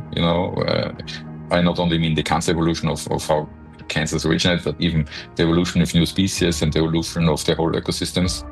Nanoplastics affect every system in the human body. They act as a trigger, setting off a cascade of processes that lead to serious illnesses, all because of their electrical charge. Today, we know that nanoplastics play a significant role in the development of conditions that have become the leading causes of death worldwide. It may seem that the humanity has already faced its greatest threats: antibiotic resistance, autoimmune and neurodegenerative diseases, and cancer. Yet, there is something even more frightening than disease itself. Imagine living an ordinary life, feeling healthy, full of energy, going to gym, delivering a presentation, meeting friends. But then, a moment later, one suddenly dies. The body stops functioning as if someone has switched the lights off. Is there a link between MNPs and sudden death syndrome? Sudden adult death syndrome remains one of the most troubling and unexplained medical mysteries. A person may show no signs of illness, yet their life ends abruptly, leaving doctors and loved ones without an answer to the question, why? According to the World Health Organization, sudden arrhythmic death claims about 5 million lives worldwide every year. In Europe and the US, it accounts for up to 20% of adult deaths from cardiovascular disease. Traditionally, the main causes have been hidden heart conditions, coronary artery disease, arrhythmia, cardiomyopathy. But in recent years, researchers' attention has increasingly been drawn to a new risk factor: exposure to micro and nanoplastics. In order to understand how nanoplastics can trigger processes that can lead to sudden death, let's recall what they can do. As we know, the most destructive property of nanoplastic is the electrostatic charge on its surface, which allows these particles to interfere with the transmission of electrical impulses between cells and distort the signals that coordinate the function of organs and the body as a whole. And because this same electrostatic charge can also disrupt mitochondrial function in every cell, leading to energy deficiency, inflammation, and ultimately cell death, the greatest danger arises in the most energy-consuming organs, the brain and the heart, where such disruptions can trigger sudden death syndrome. Our brain controls breathing and heart function through precise electrical impulses. If nanoplastic blocks or distorts these signals, the heart can cease to beat or breathing can stop. And this breakdown is not sudden. It results from a gradual accumulation of disruptions. That is, the signals from the brain's cardiovascular center become increasingly distorted and unstable, step by step, impairing the transmission of electrical impulses within the heart muscle. While this initially appears as arrhythmias, the heart beating too fast, too slowly, or irregularly, these malfunctions worsens and eventually reach a critical threshold, at which point the rhythm collapses and the heart stops. To those nearby, it may seem instantaneous, but in reality, the failure has been long developing over time. A similar process affects breathing. Signals from the brain's respiratory center, under the influence of nanoplastics' electrostatic charge, become progressively more erratic. After the critical threshold is crossed and the brain's commands can no longer get through, breathing stops entirely. In other words, sudden death is the final outcome of a gradual dysregulation of the heart and breathing, a process that silently progresses until it crosses a point of no return. And while we go about our daily routines making plans for the future, nanoplastics continue to damage our bodies cell by cell, day after day. It is terrifying to realize how severely nanoplastics affect the human body. Even more disturbing is the fact that we cannot control our exposure to them. Nanoplastics enter our bodies constantly through the air we breathe, the water we drink, and the food we eat. This has already become our everyday reality. Today, we know that nanoplastics can disrupt the control centers in our brains for breathing and heartbeat, causing arrhythmias, bronchospasm, and pulmonary edema, which can result in sudden death. Yet, what's more alarming is how little we still know. Research on nanoplastics has only just begun, and we're only starting to grasp the true scale of this threat. But make no mistake, everything you have heard so far isn't science fiction. These are actual biological mechanisms triggered by electrostatically charged nanoplastics. They attack every system of our body, contributing to chronic illnesses and even causing a sudden death. But their impact reaches beyond the current generation. These nanoplastics are already affecting our children and even our ability to bring new life into the world. Micro and nanoplastics destroy reproductive health. Current scientific evidence strongly indicates that mitochondrial dysfunction may be a root cause of infertility in both men and women, as well as negatively affecting conception, pregnancy, and embryonic development. For men, fertility depends on producing a sufficient number of healthy sperm cells that not only survive, but also possess adequate motility and the necessary energy to reach and fertilize an egg. That energy comes from mitochondria, which provides the ATP required for sperm movement. When mitochondrial function, however, is damaged or becomes unstable, sperm motility decreases, and even shape and structure of sperm cells can be altered, directly reducing the ability to conceive. From 1973 to 2018, the global sperm count in men declined by more than 60%. We have maybe here two important points if it comes to fertility, because it's not, it's the additives definitely, and we know that for quite some time that additives have endocrine disrupting or may have endocrine disrupting properties, and that can influence the fertility, but also they can be part of the particles themselves, because the particles, you know, in many ways can have already added these endocrine disruptors, or they can also have them as the corona, so they can integrate them into the surface of the particles and then enter the body via the particles as a Trojan horse, basically. So you can have both ways. In studies conducted by Chinese scientists, microplastic was found in every semen sample. Its impact on sperm cells is both rapid and destructive. Within just 30 minutes of exposure, mitochondrial function is disrupted and DNA damage begins. This reduces sperm viability and makes conception nearly impossible. Animal studies have shown that micro and nanoplastics can accumulate in the testes, cause testosterone deficiency, and impair spermatogenesis. Micro and nanoplastics disrupt erectile function.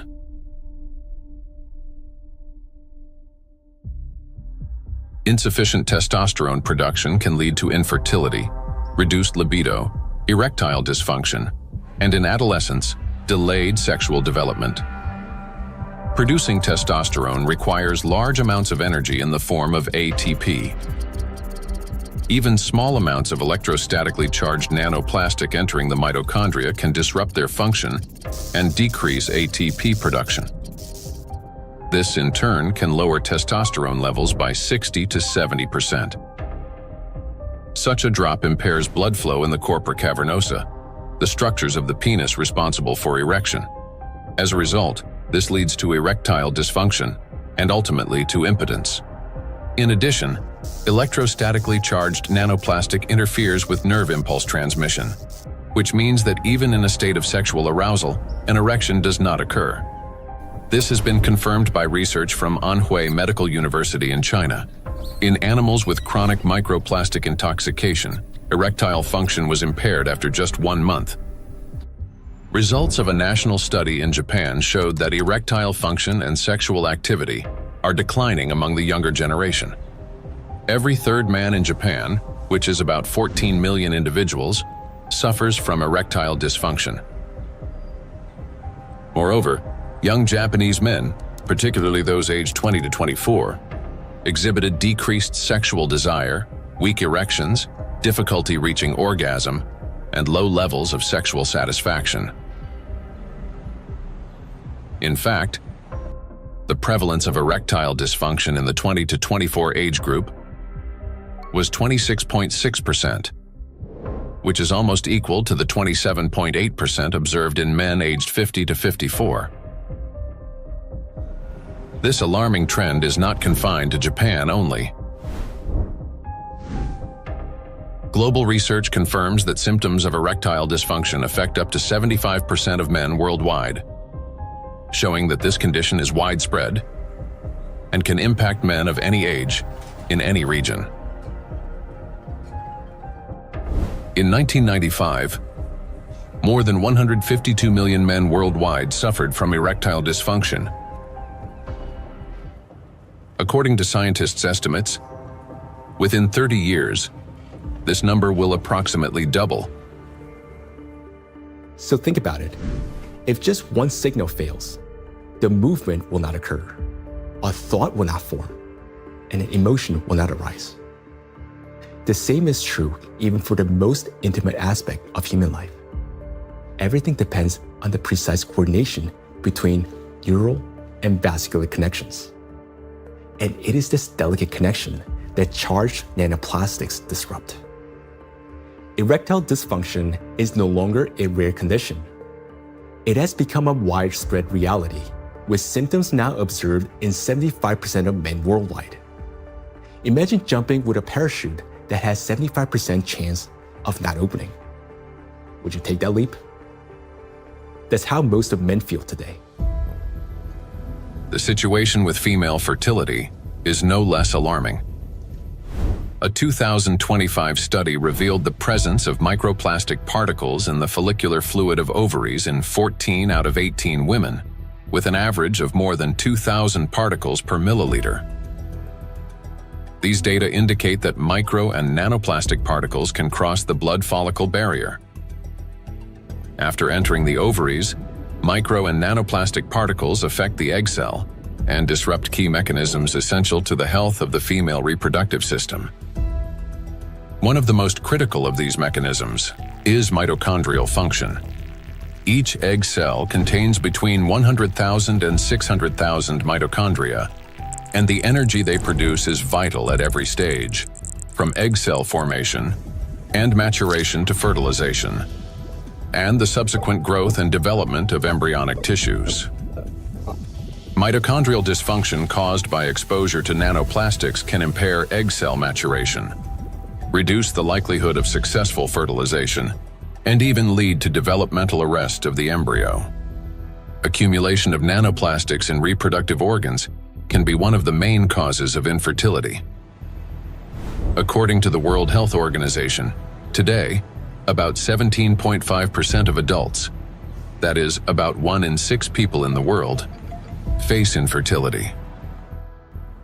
Given the global spread of plastic pollution, Professor of Environmental Medicine and Reproductive Health, Dr. Shanna Swan predicts that by 2045, the world's population may become completely infertile. Micro and nanoplastics affect the emergence of life. During pregnancy, a woman's body creates ideal conditions for the growth and protection of the fetus. However, even the placenta, the body's primary barrier between mother and child, cannot stop plastic nanoparticles from crossing through. A research team led by Antonio Ragusa made a landmark discovery when they detected microplastic particles in the human placenta for the first time. Their findings showed that plastic can penetrate a place where no artificial material had ever been found before, the very environment where new life begins. I was in a wonderful place in Italy, in Sardinia, a place called Piscinas, in Sulcis, in the southwest of Sardinia, where the old mining areas are. It's a very remote, beautiful spot where there's nothing around for 6 or 7 kilometers. While I was walking, I suddenly saw these bright, colorful, sparkling things on the beach. I asked my wife, "What is this?" She looked at me a little puzzled and said, "Well, it's plastic." I said, "Plastic? How could plastic get here when there's nothing for 7 or 8 kilometers in any direction?" She looked at me again, with an expression that made it clear how little I understood, and said, "It comes from the sea, of course." And that's when something clicked in my mind. If plastic can spread through the ocean and end up in such untouched places, then it could also reach the inside of the womb, and so inside the bodies of babies. Naturally, from that intuition, I started pursuing this line of research. I'm a gynecologist. I help deliver babies. So I knew about plastics as much as everyone else, until a certain point. But I began reading and studying, and I reached out to some scientists who worked with microscopes. One of them was a brilliant professor working on the opposite side of Italy, in the Marsh region. She used a Raman microscope. A Raman microscope allows you to examine tissues and determine whether they have plastics inside them. Now we call it plastics, for simplicity. But of course, the term plastics covers a wide range of materials. There are dozens and dozens of different plastics. Let's say they are tiny pieces, polymers, that is, infinitely repeated tiny pieces of certain materials that we use every day, throughout the day. So we sent placentas to this professor, and she did an excellent job. She was able to locate and identify plastics inside placentas for the first time. The article we published in 2021 caused a bit of a scandal because the idea of plastics inside the placenta, inside our babies, was shocking to people. Because the plastic we find in the oceans is the same plastic we ultimately find in children. Micro and nanoplastics affect a child in the womb. Plastic triggers inflammation and disrupts blood flow in the placenta. This means the fetus receives less oxygen and fewer nutrients, increasing the risk of intrauterine growth restriction, hypoxia, and preterm birth. The more plastic there is in the placenta, the more likely it is that babies, unfortunately, are born prematurely. And these babies also tend to be smaller compared to those with lower levels of plastic exposure. We have to recognize that premature birth is the main problem facing humans today.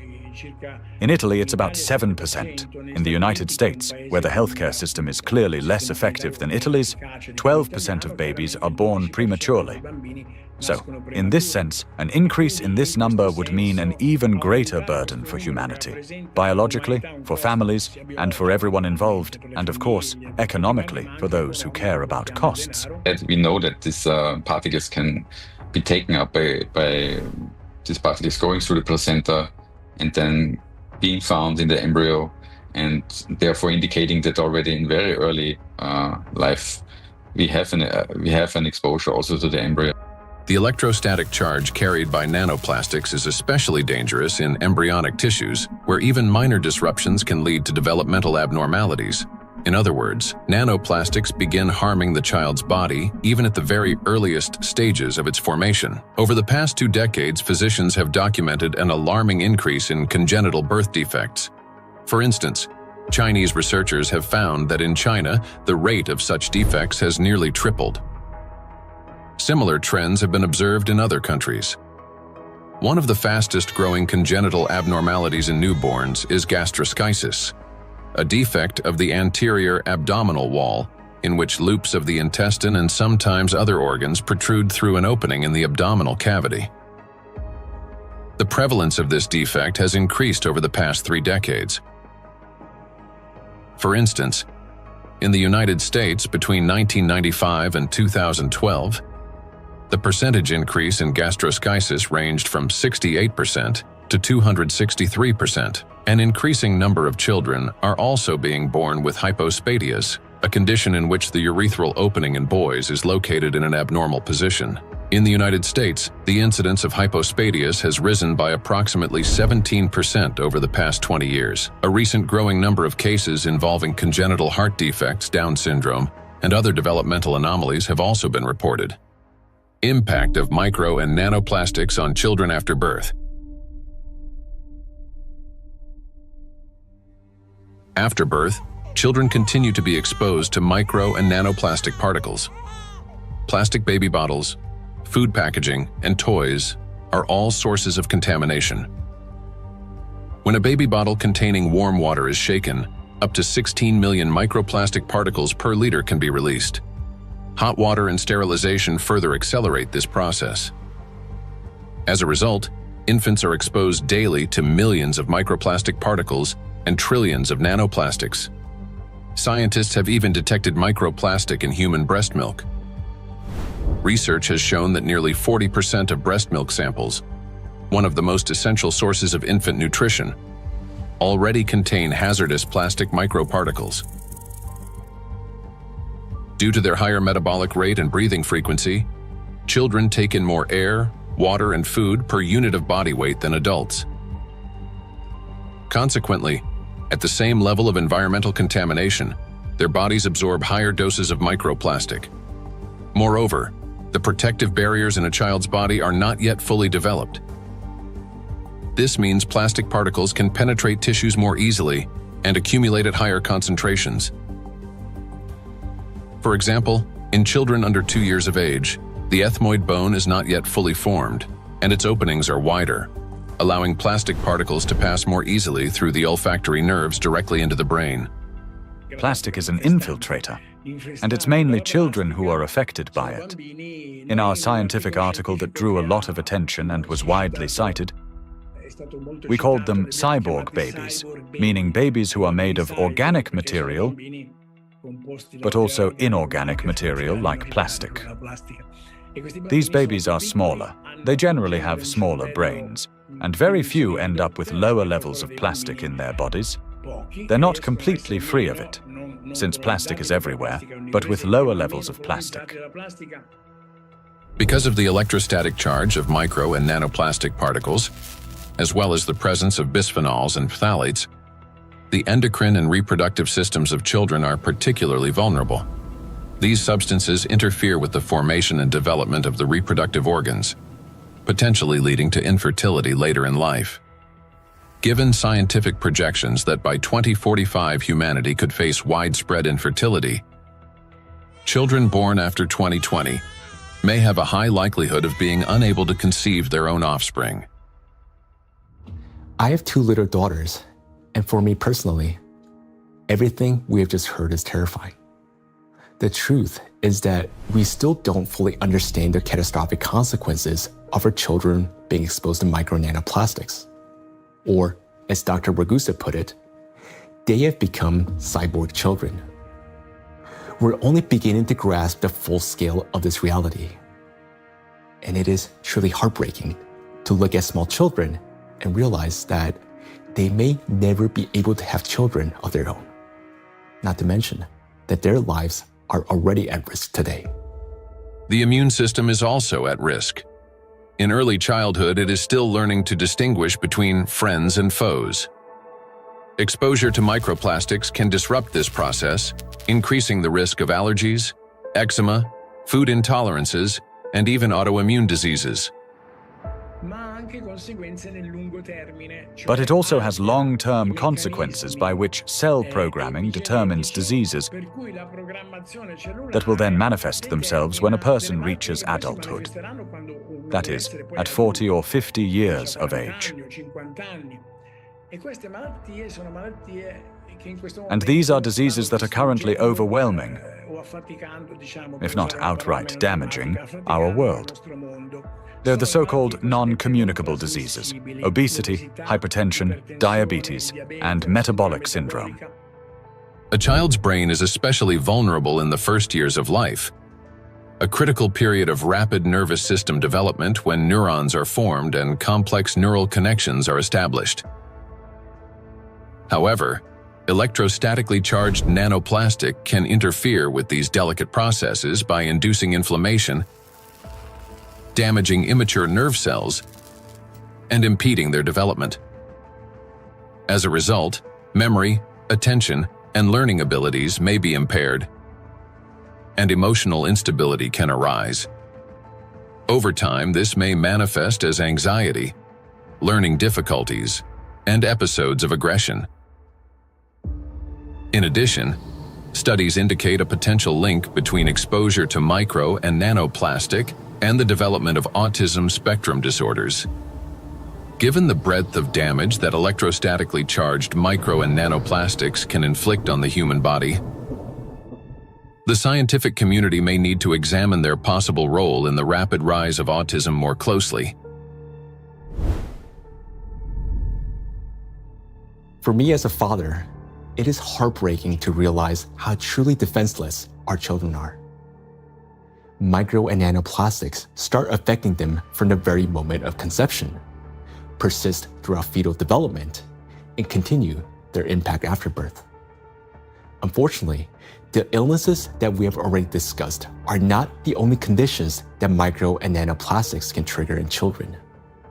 According to statistics, Sudden infant death syndrome is among the leading causes of mortality in infants under 1 year old. This is when a seemingly healthy baby dies unexpectedly, and the cause remains unknown even after all examinations. The number of such tragedies is rising rapidly. In the United States, for example, the number of sudden infant deaths has increased by 12% between 2020 and 2022. It is unbearably tragic when there's no way to protect a child. Micro and nanoplastics and sudden infant death syndrome. Since nanoplastics can cause chronic inflammation in any tissue they penetrate, they can disrupt the formation of neural connections even before birth, including in the regions of the fetal brain that control breathing and heart function. After birth, the damaging influence of electrostatically charged nanoplastics continues. An infant's nervous system is still developing and remains highly unstable. Therefore, even minor disturbances in signal transmission can lead to respiratory or cardiac arrest. These very functions are often impaired in infants who die from sudden infant death syndrome. Moreover, when micro and nanoplastics damage mitochondria, the affected cells begin producing less energy. To compensate for this deficit, they increase the number of copies of mitochondrial DNA and expand their population of mitochondria.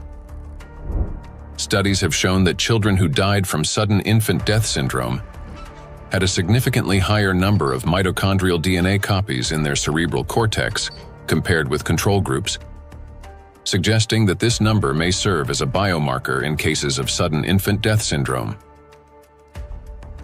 Thus, exposure to micro and nanoplastics may be a key factor in the development of sudden infant death syndrome, as well as in a range of pathologies that contribute to premature infant mortality. We are unable to protect ourselves, and worst of all, our children from the effects of micro and nanoplastics. While modern diagnostic equipment capable of accurately identifying the true causes of disease and death is still not available everywhere, we can say with high degree of confidence that nanoplastics contribute to the development of many illnesses and may accelerate their progression. In those rare cases where detailed postmortem examinations were conducted, researchers have found significant amounts of micro-nanoplastic particles precisely in the affected organs and tissues. For example, in brain tissues, atherosclerotic plaques, malignant tumors, and other pathological formations. But despite millions of deaths every year, such investigations into the presence of these plastic particles are carried out only in isolated cases. There are two main reasons for this. First, many laboratories simply lack the equipment required to reliably detect micro and nanoplastics. Second, doctors and researchers, they rarely consider the possibility that these particles could potentially influence the development or outcome of the disease. Consequently, medical reports continue to list familiar diagnoses, although behind them may lie an overlooked factor: the impact of micro and nanoplastics on the human body. I understand that hearing this part of our investigation may have been very difficult. It was for me as well, believe me. But the impact of micro nanoplastics on all of us is not something we can continue to ignore. This is a crisis already underway, one that remained unnoticed for so long because the threat has been working silently within. Every day, and I'm not talking about every year or every month, but every single day, the amount of micro and nanoplastics around us continues to increase. Large plastic waste constantly breaks down into smaller particles, and these particles eventually enter our bodies through the food we eat, the water we drink, and the air we breathe. This means that with every meal, every sip of water, and every breath, huge quantities of nanoplastics enter our bodies and begin their destructive work. Their harmful effects on our cells grow in direct proportion to their concentration. And this is a scientific fact. What's even more alarming is that today, there is already so much micro nanoplastics accumulated in the ocean that it will be enough to destroy the entire biosphere, including humans, at least 3 times over. When we hear about threats of such magnitude, our instinct is to run away from them. And I understand that. It may feel like the only logical response is to eliminate plastic from our lives completely, or better yet, to take our family and move to some pristine corner of our planet. But would that really solve the problem? In fact, where could we possibly go to escape micro and nanoplastics? Finding solutions.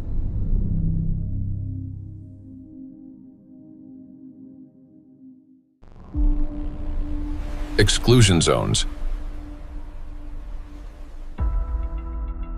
One of the essential things is the environment we live in, and plastic is one of the most important factors shaping it. Micro and nanoplastics have now infiltrated every corner of the planet, yet their distribution is far from uniform. Some regions accumulate especially high concentrations of plastic particles, and nowhere is this more pronounced than in the oceans. Each year, roughly 11 million tons of plastic waste enter the ocean. The equivalent of an Eiffel Tower made entirely of plastic plunging into the sea every 8 hours, or about 1,100 such towers annually. Initially, these towers consist of bottles, bags, fishing nets, and other plastic garbage. Over time, under the influence of sunlight, waves, and weathering, they fragment into billions of invisible killers, micro and nanoplastic particles. According to research, about 95% of small debris less than 5 millimeters in size is composed of plastics. The surface of the world's oceans is already covered with more than 350 trillion particles of microplastics, and the number continues to grow rapidly. However, the ocean depths hold countless trillions more, forming an invisible yet enormous area of contamination. And yet, that's not all. The sea breeze has become toxic. When waves break at the ocean surface, they generate countless bubbles. As these bubbles burst, they release not only salt crystals into the air, but also microscopic plastic particles. Carried by the wind, micro and nanoplastics scatter across the planet. The stronger the wind and the higher the sea foam, especially during storms, the more particles lifted into the atmosphere. Though invisible to the naked eye, the air around us is literally saturated with them. Each year, approximately 136,000 tons of microplastics are carried from the ocean to land by sea breeze. That is more than 370 tons every single day. In the atmosphere, plastics are transported thousands of kilometers by air currents. They settle in dew and fall to the ground with snow and rain. The coasts and coastal regions are the first to bear the impact. When people go to this seashore, okay, for holiday, for swimming, to to receive some sunlight, they always send me pictures of microplastics because all the seaside are full of microplastics. A study conducted in a coastal city in eastern China found that a person can inhale up to 1 million microplastic particles per year simply by spending time outdoors. The greatest danger comes from particles smaller than 100 micrometers, which can easily enter the respiratory tract. Because most of the coastal countries in the Mediterranean Sea don't have proper waste management system, so they release many huge amount of plastic waste into the Mediterranean Sea. This is the first reason. The second reason, we have 2 rivers in here in this part of the Mediterranean Sea, Seyhan and Ceyhan. These 2 rivers, in 2 of the 5 most polluted rivers in the Mediterranean Sea. Recycling actually makes those 2 rivers most polluted rivers in the Mediterranean Sea. They carry more than 5,000 tons of plastic waste into Mediterranean Sea every year. It's too much. And also, the coastline in the Turkish coast has pollution like 31 kilogram per kilometer per day. Every day, 31 kilogram of plastic waste reach that coast in 1 kilometer coastline. It's too much. Just imagine, one plastic bottle is 10 gram or 15 gram. You can imagine how many plastic bottle strand on those coastlines. Dr. Sarju Ganatra is a cardiac oncologist and director of the Cardiac Oncology Program at Lehigh Hospital and Medical Center. He leads research at the intersection of cardiovascular medicine, oncology, and environmental sustainability. According to his study, which was presented to the American Academy of Neurology, living in coastal areas is associated with an increased risk of brain and mobility disability. The reason for this is the high concentration of microplastics in the water, air, and soil of these regions. It's alarming, truly, that what we are seeing, that people living close to the coastal water with high amount of microplastic concentration in the seawater, they have higher prevalence, higher rates of various cardiovascular disease, stroke, diabetes, and other metabolic conditions, as well as cognitive mobility and self-caring disabilities and abilities to live independently essentially are less in that population. Researchers analyzed health data from residents of 218 coastal counties across the United States, comparing CDC reports with levels of environmental microplastic pollution. The findings are striking. Memory and cognitive impairments occurred 9% more often among residents of areas with high concentrations of micro and nanoplastics, compared to those in areas with low concentrations. Motor disorders were 6% more frequent. Difficulties with self-care, such as dressing or maintaining hygiene, were 16% more common. Inability to live independently, including managing finances or shopping, was 8% more frequent. In coastal regions, where the concentration of micro and nanoplastics far exceeds that found in inland, people are already paying the price, not only with their health, but with their lives. In a study led by Dr. Sarju Ganatra, scientists compared regions with high and low levels of microplastic pollution. But this raises an important question. That is, what does low level mean today? To answer this, let's look at the numbers. Dr. Ganatra defined a low level of contamination as one tiny plastic particle per 200 bathtubs filled with seawater.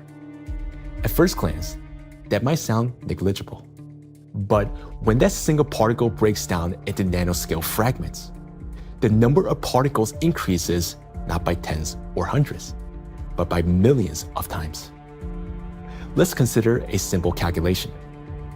Suppose the volume of one such tiny plastic particle is just 1 cubic millimeter, roughly the size of a grain of sand. Over time, it breaks down into many smaller pieces.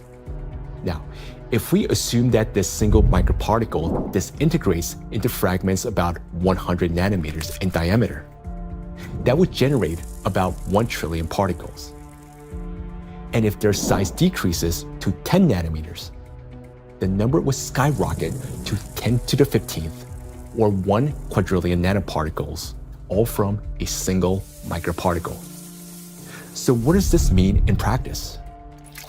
It means that even one glass of such clean water, which hardly exists anymore, would potentially contain about 5 million nanoplastic particles. And for the human body, after drinking just one glass, at least 5 million cells will be put at risk. So can this so-called low level of contamination truly be considered safe? Each of those 5 million particles entering a body can trigger inflammation, cause hypoxia, and disrupt communication between neurons. Note that these effects aren't always immediately noticeable. A mild headache, occasional fatigue, anxiety, or difficulty concentrating. All these may be early warning signs of cognitive decline, neurodegenerative diseases, disability, and ultimately, death. These symptoms are particularly evident among people who live or spend significant time near the coastal regions. And the decline in their health is an early warning sign. a reflection of a much larger crisis unfolding across the world. Do you remember Professor Gundogdu saying that the coastal countries of the Mediterranean don't have an adequate waste management system? Well, according to research, the concentration of microplastics in this region is about 4 times greater than North Pacific Ocean, where, by the way, the Great Pacific Garbage Patch is located. And in addition to 5 already known invisible garbage patches, researchers have identified a 6th garbage patch hidden in the Mediterranean Sea. It's called invisible because it consists mostly of microplastics. And unlike other oceanic garbage patches, which are at least far away from the densely populated coastline, this one is surrounded by 21 countries. It's a home to nearly 500 million people. We can say that this is the most dangerous garbage patch of the planet, because here, the plastic has already broken down into small sizes that are dangerous for life. Everyone living in the Mediterranean is constantly breathing air with an extremely high concentration of micro-nanoplastics. This is an extremely dangerous zone that should have been long ago been designated as an exclusion zone. Now, recall the battery example and imagine how many charged particles are present and how much energy is concentrated there. That's why the Mediterranean Sea is warming faster than the rest of the world's oceans. This is very serious because Mediterranean plays a key role in shaping the climate of Europe and the Mediterranean countries. It affects the weather patterns, rainfall distribution, and even the ecosystems of the entire region. It is precisely this extreme warming here, driven by micro and nanoplastics, that is intensifying the climate anomalies, extreme weather events, and even natural disasters throughout the Mediterranean. Meanwhile, the amount of micro and nanoplastics continue to rise with every passing minute. And what worries me personally is that people do not know this and continue traveling to these regions, often with their children, thinking that they're going there to rest and recharge, when in reality, they're entering a zone of extreme danger. So the things that once symbolized health, freedom, and luxury, a yacht on an open water, a villa by the sea, or even a private island in the ocean, they're now slowly turning into exclusion zones. For now, this problem is mainly recognized by scientists, but it will soon become impossible for the public to ignore. And when that moment comes, mass migration from coastal regions will be inevitable. Thus, if we fail to find a solution, the economic losses will be enormous, as the tourism industry will collapse and luxury resorts on the coast will be deserted. Yet, the threat doesn't end there, because the tiny plastics are constantly spreading by the atmospheric circulation and contaminating everything in its path. Borders just for human, not for particles. So all these small microplastics can travel long distances. We have done experiments on the samples in Siberia, on samples in the north and south and polar regions, and we found in many of those we found nanoplastics.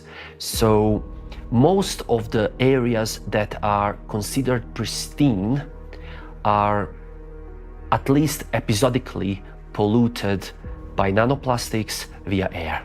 We measure around 20 nanograms per cubic meter of air on average. And this is pristine and clean air, and you think it is nothing here, but it's actually almost always something. Today, forests are also at risk of becoming exclusion zones, as they've already turned into massive reservoirs of micro and nanoplastics.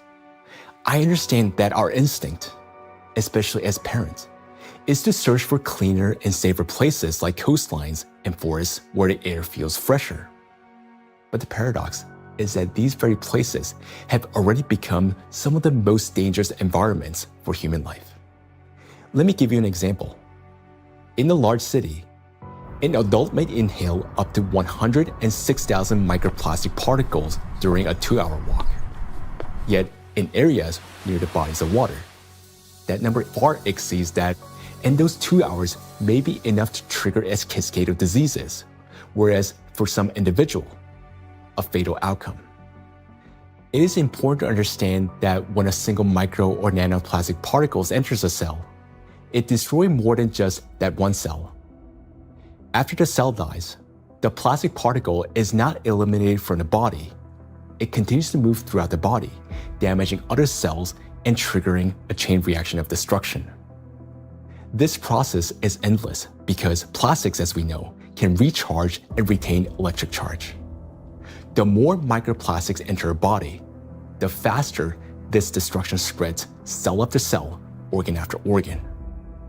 And time becomes critical here because our body has limited resources to fight this damage, while nanoplastics, they're not expelled. Instead, they continue to accumulate in ever-increasing quantities, destroying us from within. Nanoplastics are perfect killers not only of humans, but of the entire biosphere, and it's impossible to hide from them anywhere. They're literally pushing us out of the world we once knew. Micro nanoplastics are already affecting our planet as well as the climate. And moreover, they're intensifying already devastating natural disasters and contributing to the worsening geodynamic crisis. Climate and plastic in a single cycle of destruction. The world ocean is the largest system of our planet. It regulates climate and serves as the main source of oxygen. The ocean and the atmosphere form a single, interconnected climate system. Water has a remarkable ability to absorb and store immense amounts of heat, increasing its temperature only gradually. The accumulated heat is then evenly redistributed across the planet and transferred to the atmosphere. This property of the ocean to efficiently dissipate heat from the Earth's interior protects the planet from extreme temperature swings and helps stabilize the climate. But massive contamination of the oceans with micro and nanoplastics is disrupting this finely tuned mechanism. Electrostatically charged plastic particles bind water molecules, forming hydrate shells around themselves. This alters the physical and chemical properties of ocean waters. This has already reduced its thermal conductivity and created pockets of overheated zones where heat can no longer dissipate. Consequently, overall ocean warming is accelerating. This topic is explored in greater detail in the documentary Anthropogenic Factor in the Ocean's Demise. Excessive ocean heating, in turn, increases evaporation and disrupts atmospheric circulation. As a result, both the temperature and humidity of the atmosphere rise. Electrostatically charged nanoplastic particles act as condensation nuclei, causing moisture droplets to freeze at lower altitudes and at higher temperatures, 4 to 10 degrees Celsius. This accelerates cloud formation and contributes to abnormal weather events, large hail, extreme downpours, and disruptions of the hydrological cycle. Charged plastic particles are already influencing weather formation, affecting flight safety, cloud development, and even where and how the precipitation occurs. In other words, microplastic has already become a driver of climate instability. We know what particles doing in the air, they produce clouds. If we have a particle in the air, the water vapor sits on these particles and forming clouds. So therefore, we want to understand how much nanoparticles influence the formation of clouds. And therefore, of course, in the alpine region, it can trigger the cloud formation and so also thunderstorm or extreme weather events. When you have a big storm event, many micro and nanoplastics get released from the environment when they have been trapped in the soil, in the riverbeds, on their surfaces and things like that, and get mobilized in the air. So you then after storm you have even more pollution. This process sustains itself, creating a feedback loop. ocean warming increases water evaporation. Even more nanoplastic rises into the air with the vapor, and even more energy accumulates in the atmosphere, further heating the ocean. According to data, every degree of warming increases air humidity by 7% and lightning frequency by at least 12%. Thus, more heat, more moisture, more plastic in the air, more lightning, and the cycle continues endlessly. Observed trends indicate that this energy buildup is accelerating exponentially. And with each passing year, climate anomalies are becoming more distinct and more destructive. We are seeing the hottest summer in Europe after having a record-breaking summer last year. Similarly, here in the northeast of US, we are seeing record-breaking temperature. Every year for last 2-3 years, we are saying, oh, this is the hottest day. And then the next year comes and there is a new hottest day. The nighttime temperature in Southeast Asia is not dipping at all in many places and kind of trapping the heat. So our body is not getting even that relief at nighttime. There is increase in air pollution. There is increase in all sorts of chemical pollution. And so if you think about this holistically, it's a huge impact on the planetary health. And I think this is a time, this is a reminder that we are part of the planetary system. We belong to it. We are not separate from it. And until we think holistically, I think, we'll define one issue, we'll define one threshold, we'll continue to go after that, maybe even solve it scientifically. But until we think holistically and act holistically as a community, as a society, I think we are in trouble. We have reached a critical point where it's no longer possible to solve the climate crisis without simultaneously addressing the plastic pollution, and vice versa. The two are interconnected, each reinforcing the other. And as we continue to study this issue, the picture becomes even more alarming because we're now beginning to understand what is truly happening. I am. Both for myself and my family, but also for the future generations. There was a time where I thought that, the climate change is real, of course, but this is for future generations to be affected by, and I was still equally concerned. But in no time, and I would say in less than 5 to 10 years, we started from that mindset and time frame. Within 5 to 10 years, we started feeling it. Getting impacted by it in our day-to-day life. And so it's more concerning than ever before. And the timeline, which was predicted previously, has shortened exponentially. The impact we are seeing on a global climate, from ambient air to the thinning of the Arctic ice. And it's not linear model, right? I mean, the physics is going to play out. The thinner the ice, it's going to take much less amount of time to melt it, even the same volume, in a much shorter period of time. So I think these timelines are really concerning, and I am afraid, yes. Indeed, many signs indicate that our planet's energy balance has been disrupted, and natural processes are intensifying exponentially. Consequently, we may have less and less time to respond, and nanoplastics are playing a key role in this acceleration. In the past, excess heat from the Earth's interior was removed gradually, step by step, yet effectively. It was first partially absorbed by the oceans, and then transferred into the atmosphere, and then finally released into the space. This sequential process prevented excess energy from accumulating within the Earth's interior or the atmosphere, allowing the planet to cool and reduce the thermal load on the inner layers. But today, this natural mechanism has been disrupted. Nanoplastics no longer merely affect the climate, but they also exacerbate the geodynamic crisis and intensify natural disasters by obstructing the release of heat from our planet's interior. The role of micro nanoplastics in this process is described in detail in the report on the progression of climate catastrophes on Earth and their catastrophic consequences. So our entire planet is contaminated with micro and nanoplastics, and we have nowhere to escape to. These particles are in us, in our children, disrupting and destroying more and more cells in our bodies. This is why confronting plastic pollution is no longer optional. It is essential for our survival. The first and most obvious step may appear to be eliminating the use of plastic and recycling the waste that has already accumulated. But we must ask ourselves, will that truly be enough? The illusion of addressing plastic pollution.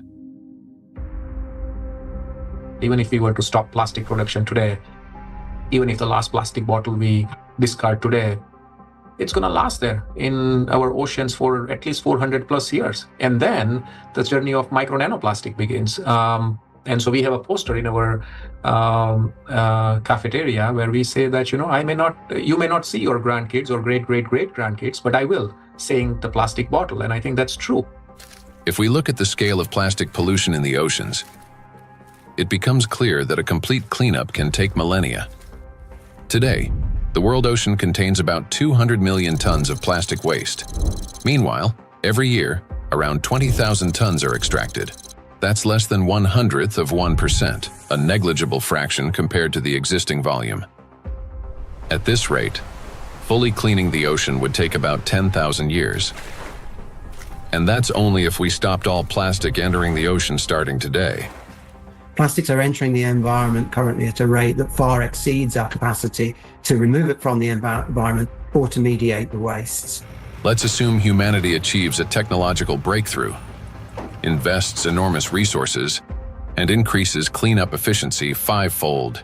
Even then, the process would still take around 2,000 years. In reality, we cannot cope even with the current annual influx of pollution, let alone eliminate the consequences of what has been accumulating for decades. Not only are we unable to remove all the plastic that has built up in the biosphere, but attempting to do so could also endanger living organisms. There are some organization initiatives, they are trying to collect the waste, accumulate that garbage patches, at locations. They are also collecting nullstone, the organisms living just the 15 centimeter of the first layer of top ocean. So those organisms, using that, those artificial material as a, hunting ground, nesting ground, feeding ground, or, they are laying egg on those plastics. So when you remove all these plastics, you also remove all those organisms. So because removal itself also another problem. So once plastics get in the environment, there is no proper and harmless way of removing these plastics from those environments. Moreover, a significant portion of plastics has already broken down into micro and nanoparticles that now lie on the seabed, drift through the water column, have entered the bodies of marine organisms, and become part of the global cycle of matter. These particles cannot be captured with nets or collected manually. This means that simple mechanical removal of plastics from the environment, even under the most optimistic scenario, will not solve the problem. We are no longer dealing with debris that can simply be picked up, but with nanoparticles carrying an electrostatic charge. This nanomaterial has already become embedded in every living thing on the planet. And even if we succeeded in removing every plastic bottle and every wrapper from the ocean, one question would still remain. What happens next? We still do not have a safe method for disposing of the mountains of plastic waste we would collect. There's mismanaged waste on land all around the planet in informal dump sites. Some waste has been incinerated, some of it commercially in incinerators that may or may not have appropriate screens and filters to collect associated chemicals that might be released. But of course, a lot is burnt in open burning scenarios in countries that are not wealthy enough to own the appropriate waste management facilities to deal with the plastic waste that is exported to them by other nations. And then some of it, of course, will have gone into so-called recognized waste management systems, but which might include burying it beneath the ground in landfill, where, of course, it could return to present problems in the future, or indeed incinerating it in commercial incinerators. But depending on the quality of incinerator, of course, there's concerns about the emissions from those incinerators. Burning plastics, whether in backyard fires or industrial incinerators, does not solve the problem. It merely transforms them into a more dangerous form. When heated or burned, large plastic items break down into micro and nanoplastics that disperse into the air, settle onto surfaces, and enter water and soil with precipitation. The apparent disappearance of plastic in flames is an illusion. Burning simply accelerates the fragmentation of plastic into the tiniest particles many times over, into the very micro and nanoplastics that pose the greatest danger to human health. And it is precisely these electrostatically charged particles that can penetrate deep into the body, including the brain and other cells, where they trigger a wide range of diseases. When you put plastic in a recycling facility, at first they will shred big plastic to generate flakes and small pieces of plastics, and then during that shredding, they also use for washing. They have to wash to remove some unwanted material on plastics. During that washing, material lose the huge percentage of the total mass. So those lost material will go to the wastewater stream. Recycling activities, practices, feeding microplastic pollution in the waterways. A simple and regular recycling facility can generate billions microplastics and then release into the either wastewater stream or waterway. And unfortunately, what I see with some of the things that are claimed to be a solution is that they're not necessarily properly tried or tested before they're put into the market, and there may then be potential for unintended consequences. Pyrolysis. At first glance, it looks like a technological miracle. We take plastic waste, heat it to 800 degrees Celsius without oxygen, and obtain fuel. Instead of piles of garbage, we get gas, liquid, and a small carbon residue. Sounds promising, doesn't it? But this technology has a flip side, an invisible and far more dangerous one. During high-temperature decomposition, plastic does not simply disappear. Pyrolysis is accompanied by emissions of dioxins and furans, some of the most toxic substances on the planet.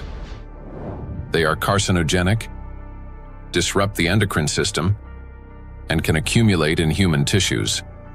They are hazardous even at low concentrations. Even if you manage to obtain 600 liters of liquid fuel from 1 ton of plastics, the price of such fuel is a threat to human health and life.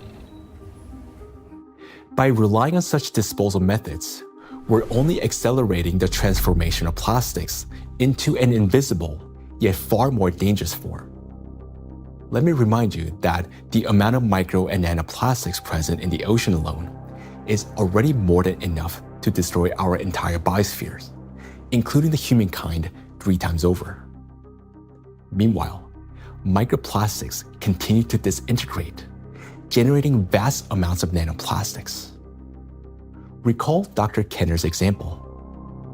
A single microplastic particle can fragment into billions of nanoparticles. And with countless microplastics already present everywhere, constantly breaking down into even smaller fragments, this process is driving the destruction of humanity and of everything around us. Today, many people have started turning this crisis into a business, inventing all sorts of methods that supposedly remove microplastic from the body. And people are willing to pay large sums for these treatments.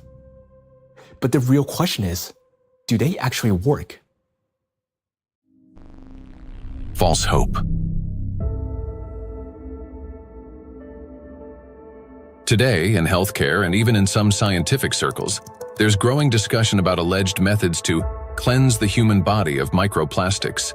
A variety of approaches are being promoted, including plasmapheresis, hemosorption, mechanical filtration devices, dietary adsorbents, and so-called natural supplements claiming to detoxify the body. At first glance, it all sounds reasonable. If there's something toxic in the body, it should be removed. But the truth is that these methods don't actually solve the problem. I don't think any scientifically proven techniques exist to filter out the micro nanoplastic from the blood. It gets deposited in the organs themselves, which is not really something you can filter out by sending the blood to some filtration machine. Nanoplastics have already penetrated inside human cells. They are not just circulating in the bloodstream like an unwelcome guest you can simply escort out. They have become part of the body's internal environment. Yes, we can cleanse the blood with sorbents or filter plasma. But how effective can such procedures truly be? We started this plastic production and the usage of these materials, which have a lot of, positive effects. That we in the hospital, I just, when I look around in my, daily work environment, I guess that 80% of everything I touch in the hospital is of plastic, starting with my gloves. And probably 80-90% of the machine itself is made of the plastic. And that's a very important point for healthcare. What's more, the very solutions used for blood purification procedures also contain plastics. When you get sick, you are going to a hospital, you probably will go to the hospital for treatment, and then they will give you some solutions, some infusions, like they will put something inside your vein, and then they transfer some liquid from plastic package to your blood system. So those intravenous solutions has at least 62 microplastic particles per liter. So this is direct transfer exposure microplastic to human system, blood system. So we end up with a paradox. We are using plastics to try to eliminate the consequences of plastics. Such procedures may indeed reduce the overall toxic load, but they don't address the core issue. They don't extract plastic from cells, don't neutralize its electrostatic charge, don't restore disrupted signaling pathways, and don't protect the brain, immune system, or mitochondria. An individual has every right to try such methods. It is their personal choice, but it's important not to harbor illusions. Those procedures will not restore lost health. Moreover, plastic isn't just a material used for packaging and household goods. It is the backbone of modern industry, healthcare, transportation, electronics, construction, and even space technology.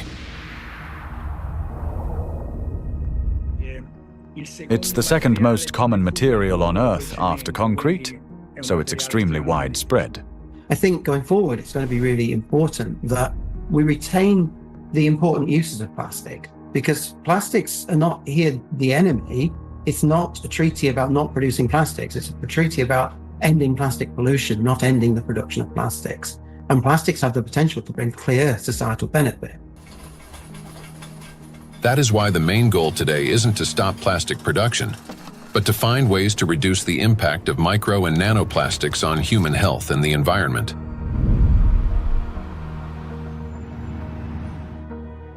Creating false hope is extremely dangerous. It arises from a misunderstanding of reality and from basic ignorance. We must remember that the most dangerous plastic particles are those small enough to penetrate our cells. And once micro and nanoplastics enter our cells, they cannot be filtered out or removed. They become part of the body and slowly destroy us from within. The most serious problem is that we have no control over how much of this material enters us. Nanoplastics can even penetrate the skin, for example, when we swim in the sea or lie in the sun. And what can we do about nanoplastics that, once inhaled, travel directly to the brain and begin destroying neurons? Nanoplastics are among the most dangerous substances for the biosphere and for all life, including humanity. Yet, abandoning plastics altogether will be senseless because doing so would cause enormous global losses.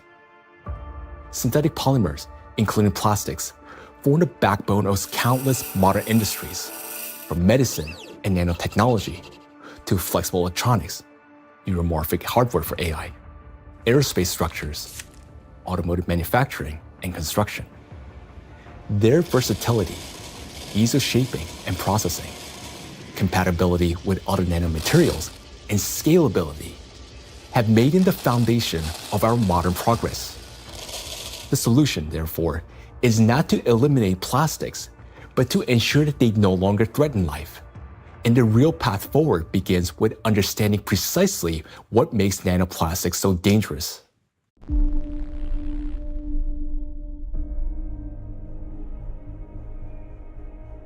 Now, we already know that electrostatic charge is the basis for their destructive power.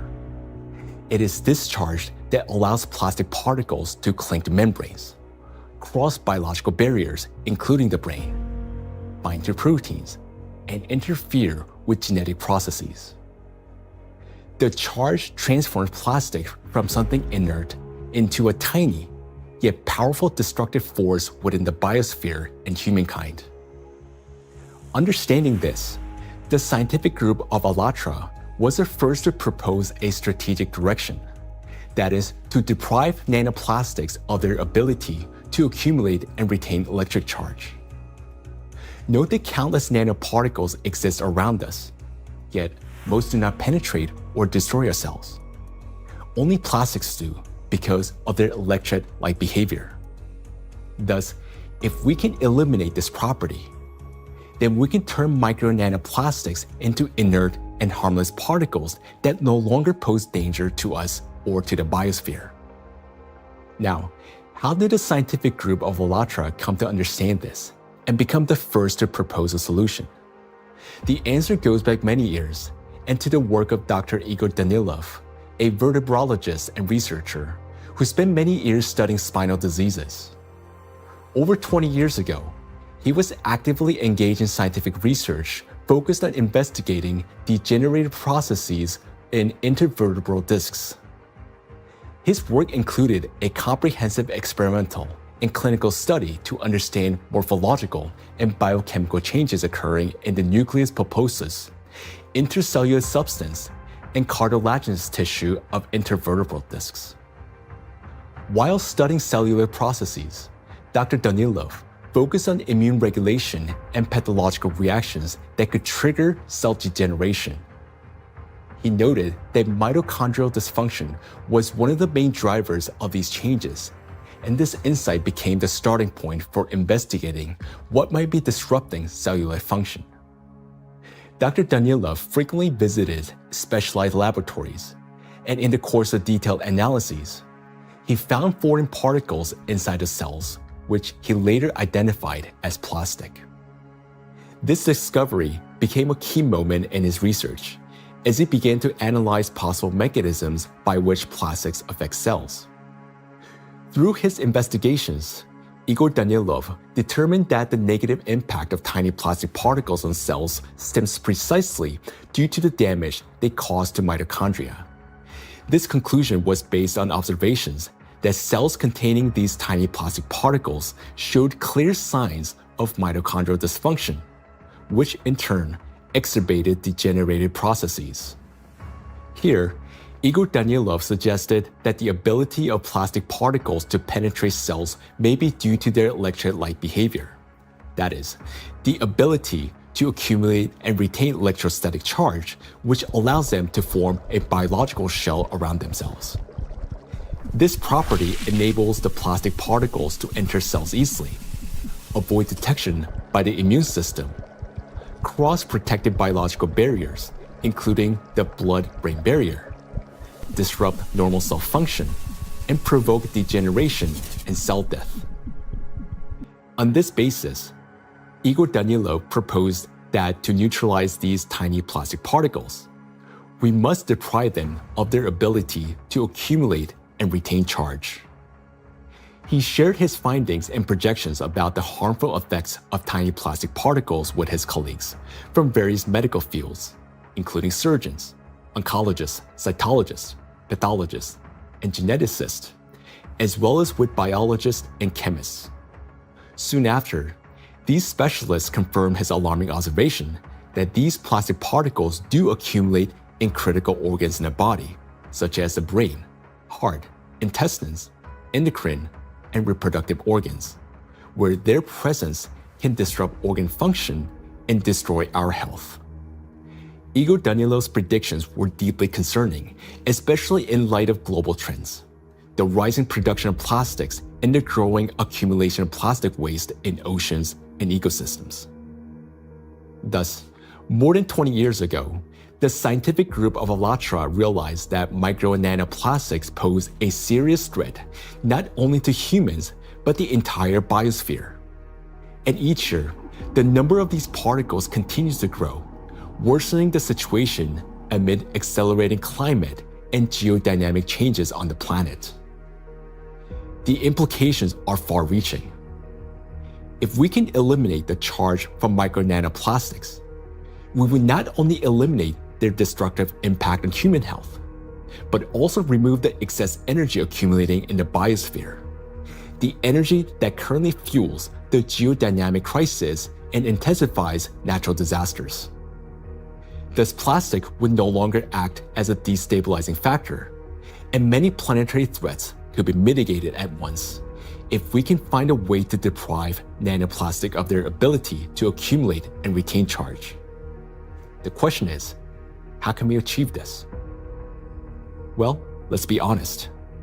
This task is extremely difficult. It will not be enough to simply figure out how to neutralize the electrolyte behavior of these tiny plastics in a test tube. We must learn how to achieve this for every micro and nanoplastic particles already present in the biosphere, including those inside the human body, and do so without harming people or nature. Given the unprecedented scale of this challenge, solving it will require collaboration among experts across many disciplines: biophysics, nanotechnology, molecular toxicology, material science, and medicine. Plastic pollution is not a narrow environmental issue. It's a systemic global challenge that affects health, safety, natural resources, the stability of our civilization, and life itself. 20 years ago, the scientific group of ALLATRA already recognized the danger of micro and nanoplastics and identified the underlying principle of how they could be neutralized. But to this day, we haven't found a way to achieve it. That is why ALLATRA calls for unification of the world's scientific potential, a message that is unfortunately often misunderstood. Uniting scientists doesn't mean locking them all in one giant laboratory until they find a solution. Rather, it means fostering open international collaboration where experts from different fields freely share knowledge and work together toward a common goal. It's about aligning research methods, promoting open data exchange, developing compatible monitoring tools, and making coordinated policy decisions. The scientific community has already proven that such collaboration is possible when humanity unites around a common goal. Consider the Human Genome Project. Hundreds of institutions across dozens of countries, operating under unified data standards, achieved a breakthrough that transformed the course of science and medicine. In the same way, addressing the plastic crisis will require global cooperation, a collective effort to protect both ourselves and our planet. The ALLATRA International Public Movement actively supports the initiative of Pope Francis, Laudato Si', which seeks to raise the awareness of the importance of protecting our common home, the planet Earth. It is very important to emphasize that Laudato Si' is far more than just a call to care for nature. It is a practical and scientifically grounded guide, a roadmap for transforming our world and creating a better world for future generations. The encyclical provides a clear direction toward a sustainable future, uniting ecology, climate justice, and humanity's shared responsibility for protecting our common home. The ALLATRA movement, fully embracing these principles, views Laudato Si' as a powerful catalyst for global cooperation in addressing environmental and social challenges, and preserving the delicate balance of our planet.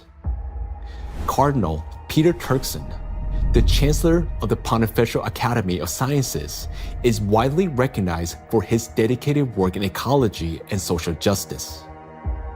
Thanks to his educational efforts and tireless advocacy, the encyclical is widely disseminated worldwide as a practical guide for safeguarding our planet. It is a great honor for us to introduce Cardinal Peter Turkson, who will speak about the efforts being made to promote the encyclical Laudato Si and to put its principles into practice. So, question is, how can we get Laudato Si to be widely read? Of course, it's a book that is there. I have presented it at the United Nations. I have presented it at UNESCO in Paris. I presented it at Davos World Economic Forum. So I've talked about Laudato Si in several environments. I've also had a chance to present it even in university groups. Ohio State was the first group that wanted to hear about Laudato Si.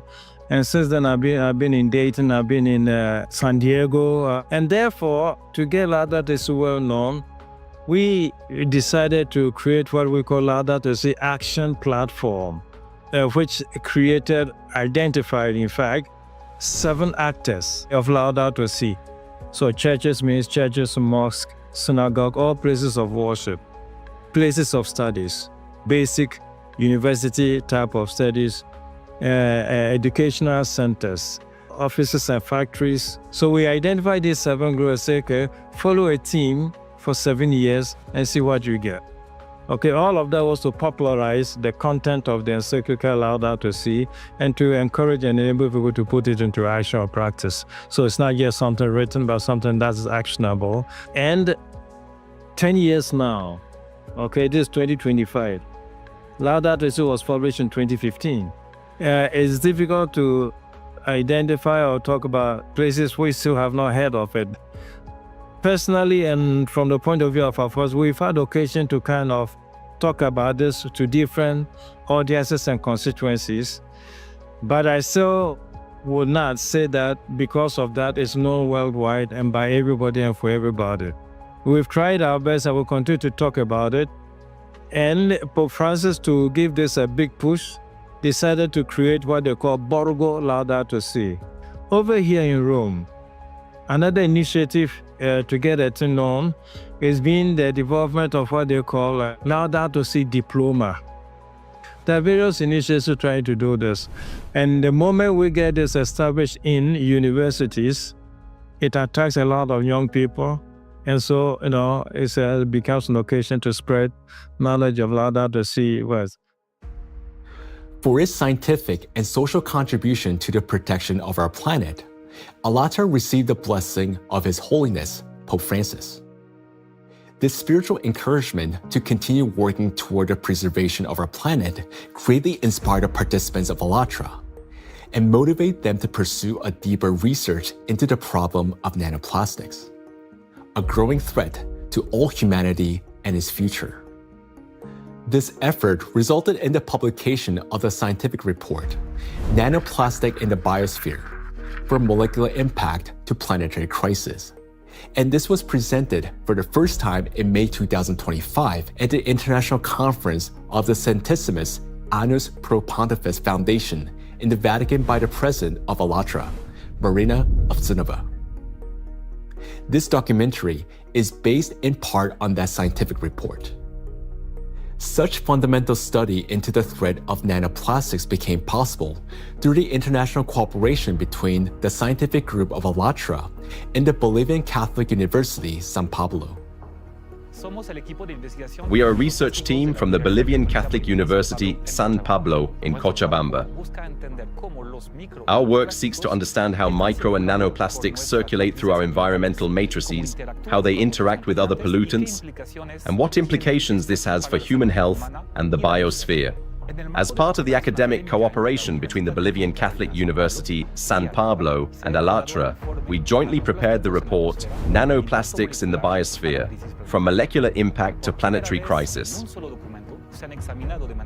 For the first time, a single document brings together comprehensive data on how micro and nanoplastics spread through the biosphere enter food chains, and harm human health and ecosystems.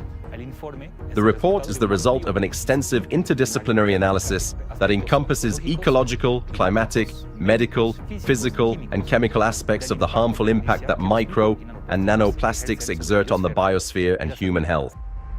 The global threats facing humanity require united international action. And today, we have a clear direction.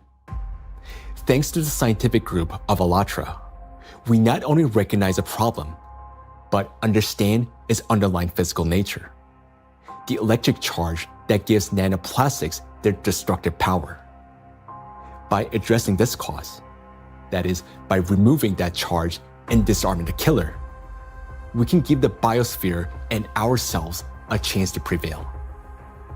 So we must use the time we still have. And this is not an exaggeration. Our cognitive abilities are rapidly declining, and this is serious.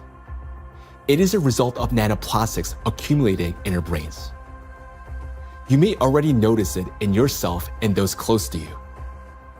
Unless we act, it will only worsen year after year. And now, you will learn why. The age of intellectual extinction. Throughout the 20th century, scientists observed a trend. Since 1932, IQ scores had been steadily rising. This phenomenon became known as the Flynn effect. However, among generations born after the 1970s, the rise in IQ has reversed to a gradual decline. Mandatory IQ tests for military personnel in various countries show a decline in scores since the mid-1990s. According to another study conducted between 2006 and 2018 at Northwestern University, Americans showed a decline in IQ across 3 out of 4 cognitive areas. This decline in average IQ has been termed the reverse Flynn effect. In 2025, the scores of U.S. high school students on major math and reading tests dropped to the lowest levels ever recorded. Their average math score was the worst since the current version of the test was introduced in 2005, while reading scores were the lowest since testing began in 1992. Similar trends have been observed in other countries. The steady decline in IQ continues to this day. Intelligence scores are no longer rising.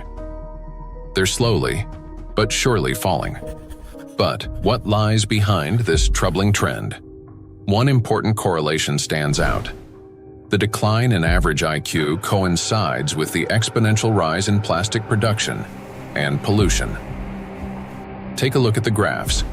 The more plastic, and therefore the more micro and nanoplastics in the environment, the lower the IQ.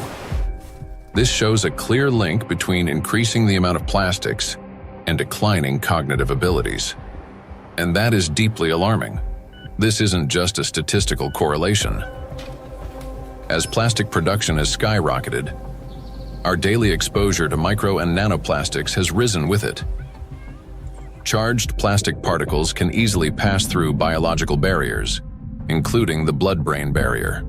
Once inside the brain, nanoplastic particles accumulate not only in neurons, but also in glial cells, the very cells that nourish and protect neurons and help form neural connections. There are many more glial cells in the brain than neurons themselves. Electrostatically charged nanoplastic disrupts the function of glial cells, triggering inflammation and chronic stress, setting off a continuous cycle of destruction inside the brain itself.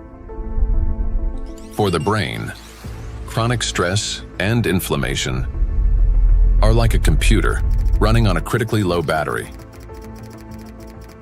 When the battery is nearly drained but dozens of programs are still running, the system automatically switches to power-saving mode, shutting down energy-intensive applications to avoid overheating or freezing.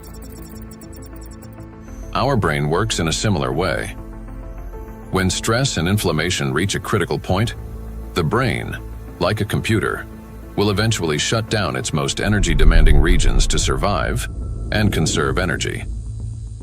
The first to go offline is the prefrontal cortex, the youngest and most complex part of the brain. It's considered the control center, responsible for such essential functions as intelligence, behavioral regulation, and the ability to think logically, consistently, and rationally by comparing facts and drawing conclusions. The most dangerous part is that the shutdown of the prefrontal cortex happens silently, without our awareness, and we won't even realize it. The brain will switch to its basic survival programs. The ancient rapid response system, the limbic system, takes over. Its key structures, the amygdala and hypothalamus, trigger the fight, flight, or freeze reaction, fast, impulsive, and without time for reflection. These systems will still stay active for a while because the brain identifies them as critical for survival. As a result, rational decision-making gives way to panic. Creativity and intelligence are replaced by degradation and dullness. Empathy fades, replaced by indifference or aggression. Electrostatically charged plastic particles that enter the brain interact with neuronal membranes, activating microglia, and continuously fueling oxidative stress and chronic inflammation. Prolonged stress literally reshapes the brain. In the prefrontal cortex, the center of analysis and control, neural connections weaken and disintegrate. Similar changes occur in the hippocampus, the region responsible for memory and learning. Neural connections fade away, and the hippocampus deteriorates. In the amygdala, the centers of fear and anxiety, the opposite happens. Connections strengthen, anxiety and aggression intensify, and panic attacks may develop. The brain reorganizes itself. Instead of thinking and analyzing, it starts operating on instincts. In doing so, it loses the ability to recognize real danger and respond appropriately. This isn't a temporary reaction. It's a fundamental restructuring of the brain. The capacity for learning, cooperation, and rational decision-making declines. This may help explain global trends we see today in society. A decline in average intelligence, a rise in anxiety and depression, an increase in aggression, impulsivity, and issues in social relationships. As the amount of plastic in the environment continues to grow, the reverse Flynn effect will only become more pronounced. People won't just become less intelligent, they won't even realize it. They'll become captives of a reality distorted by their own brains.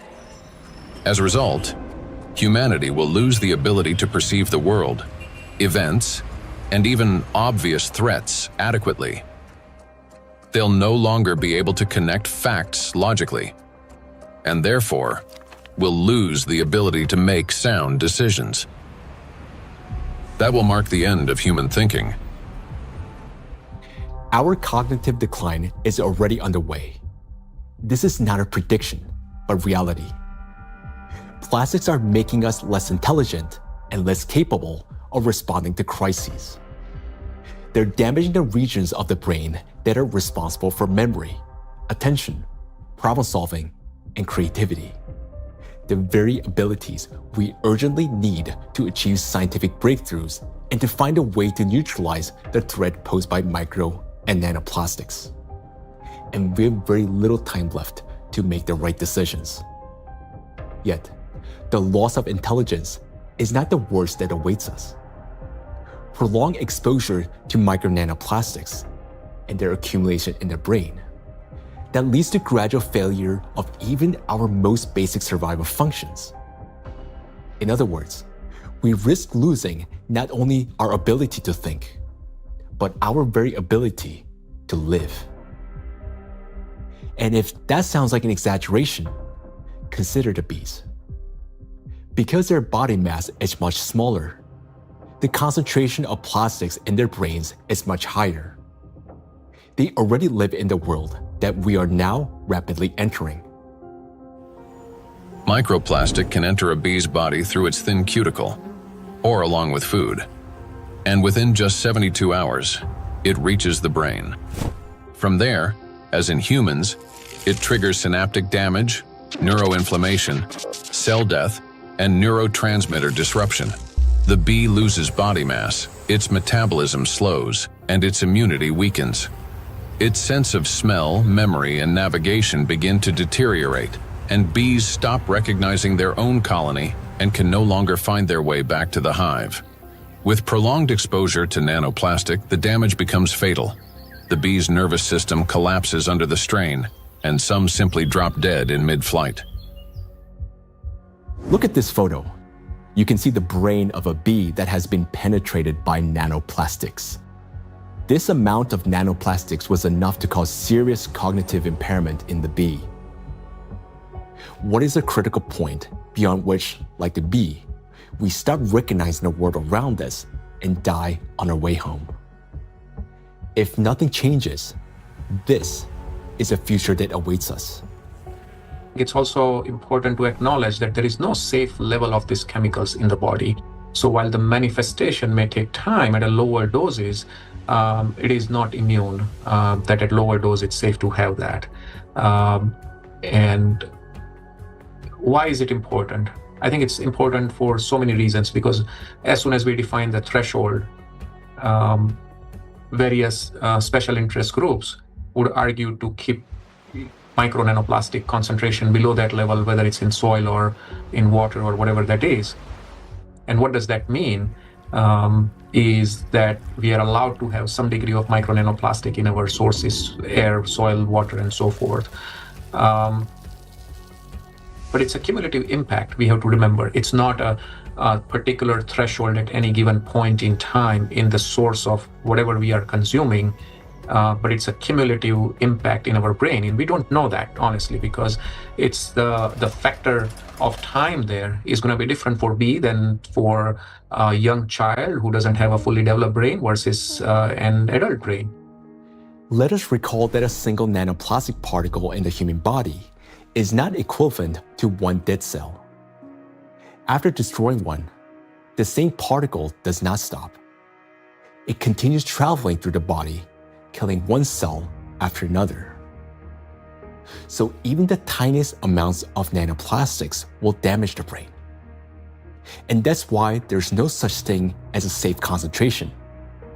And there will never be. The only difference lies in the rate of destruction. That is, the more nanoplastics there are, the faster the process. These plastic particles destroy the biosphere and the cells within our bodies. They damage organelles and biomolecules, including mitochondria and DNA, leading to reduced energy production, genetic mutation, the breakdown of neural connections, and the disruption of brain signals that regulate our organs and vital functions. All of this happens imperceptibly as we go about our daily lives.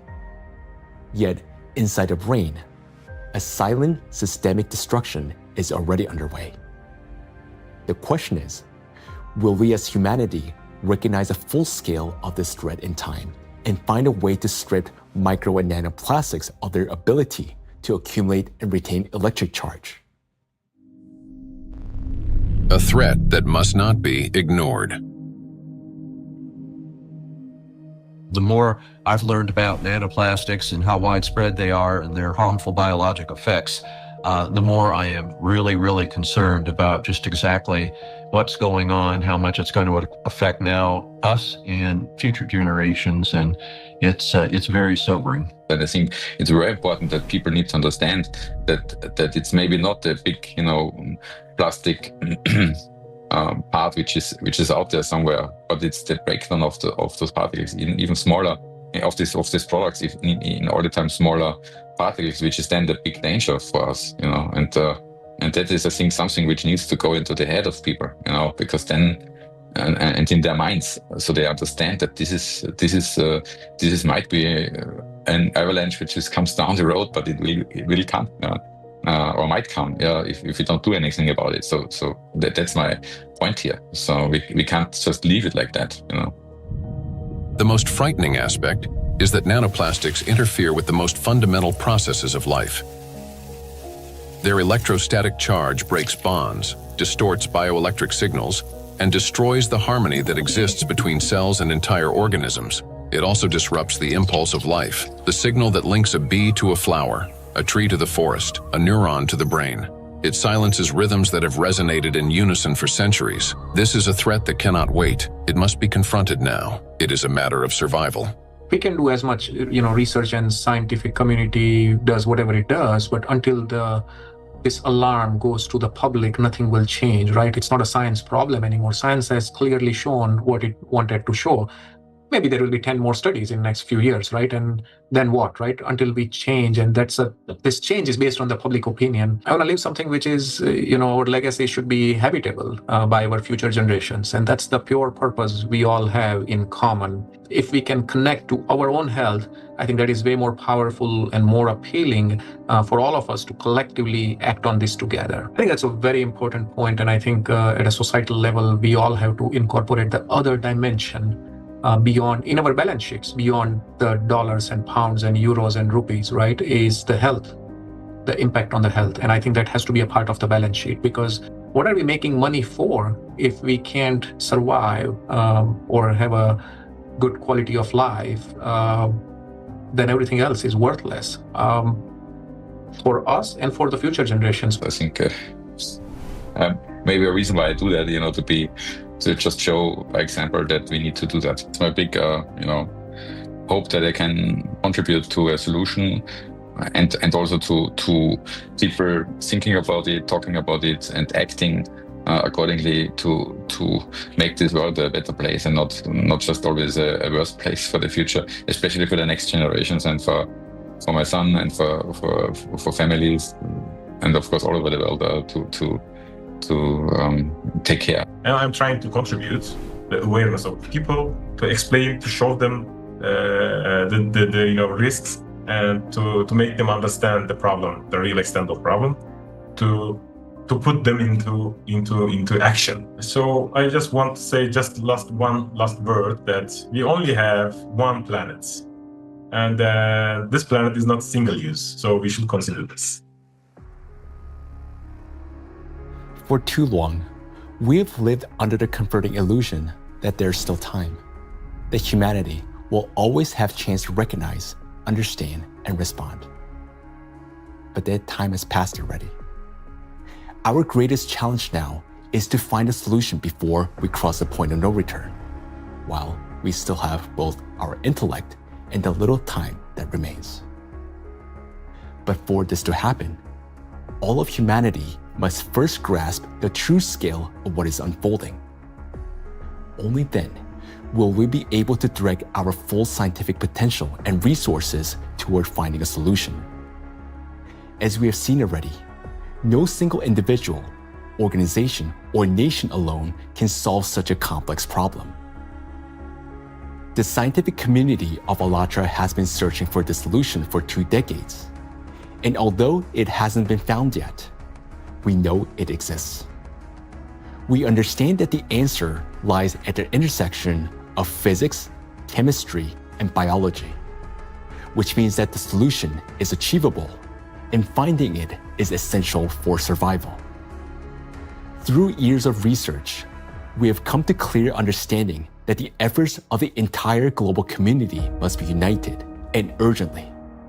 The challenge before us is enormous: to find a way to strip micro and nanoplastics of their ability to accumulate and retain electric charge across the entire biosphere, not just in a test tube or single organism.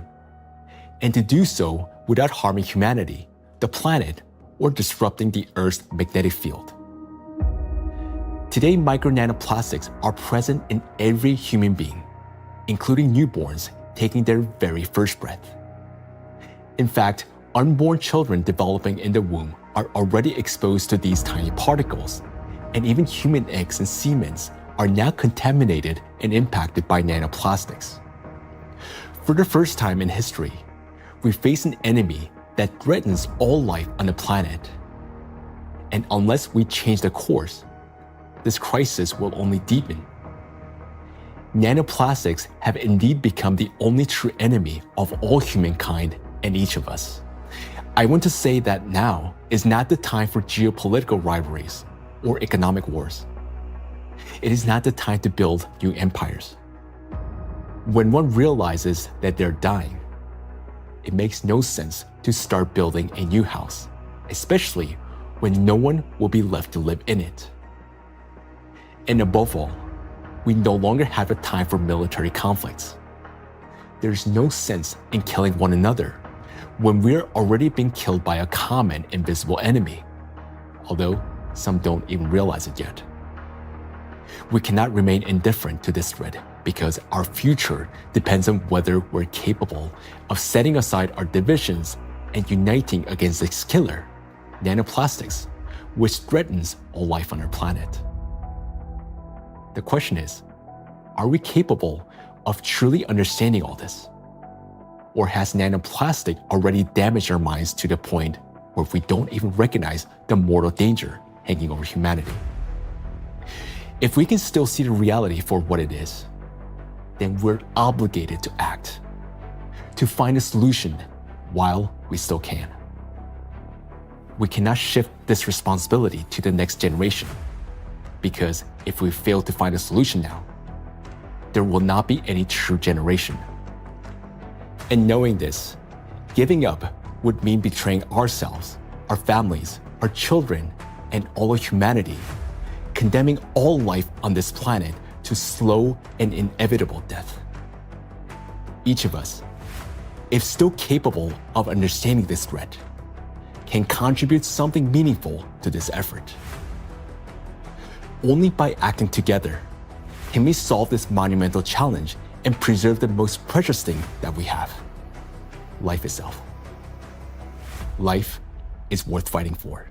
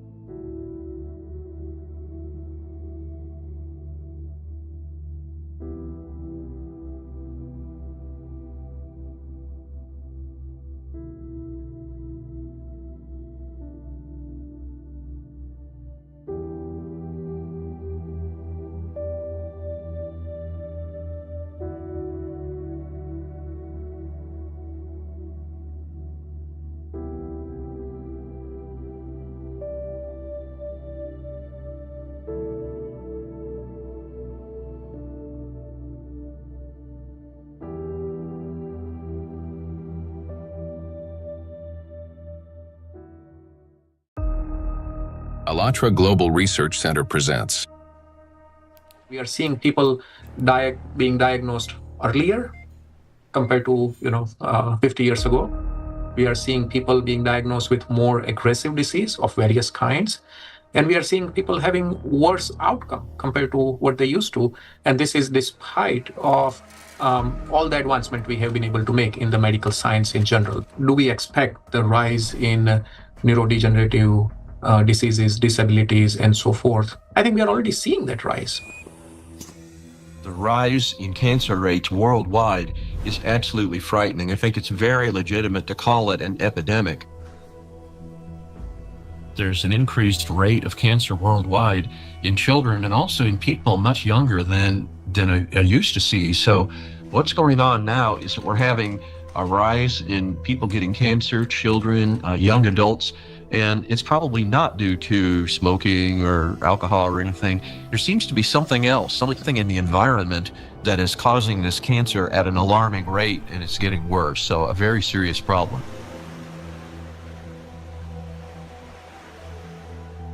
Diseases are emerging early in life. Today's generation is getting sick at ages when their parents were still healthy. And what's worse is that they're often battling not just one, but multiple chronic diseases simultaneously. How can this be happening despite all the advances in modern medicine? What if behind this rapid global decline in human health there lies a hidden factor, one that we've overlooked all along. Nanoplastics, a threat to life. We're talking about microplastics, tiny particles that can't be seen with the naked eye. They're much thinner than a human hair, extremely fine. From the molecular level to the scale of entire ecosystems, understanding microplastics is crucial for protecting the biosphere and public health. I was also surprised that it took so long, to people to recognize that's a problem, because this plastic production increased super high in the 1950s, and we have now, I guess, something between 400 and 500 million tons of plastic production every year, and this keeps accumulating, and in all our ecosystems. So it's not only affecting the human life, but the whole ecosystem. So it's every individual, every plant, even bacteria. They take them up. So that's something which we have to take into account. The fact that it now pervades from our deepest ocean to our highest mountain, that it's present in more or less every living sample that scientists have looked at, and in some populations in considerable proportions, and that it's now pervading, our food, drink, and the air we breathe, to me, is quite concerning.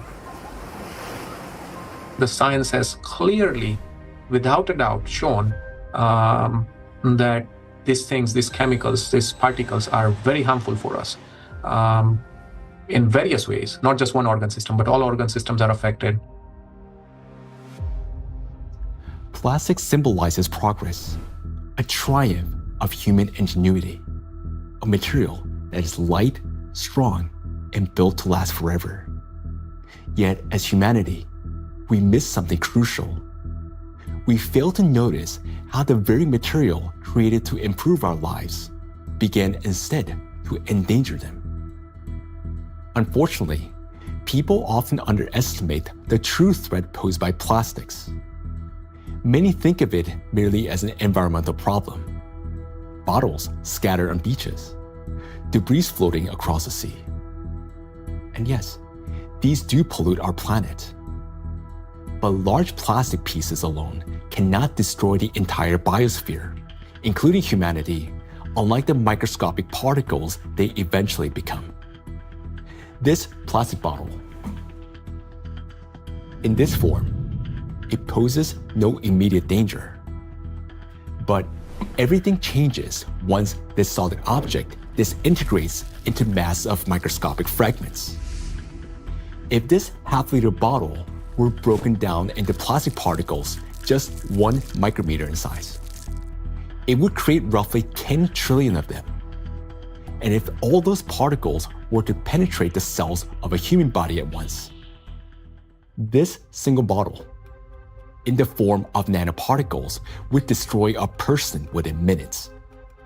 Micro and nanoplastics are a threat to life itself.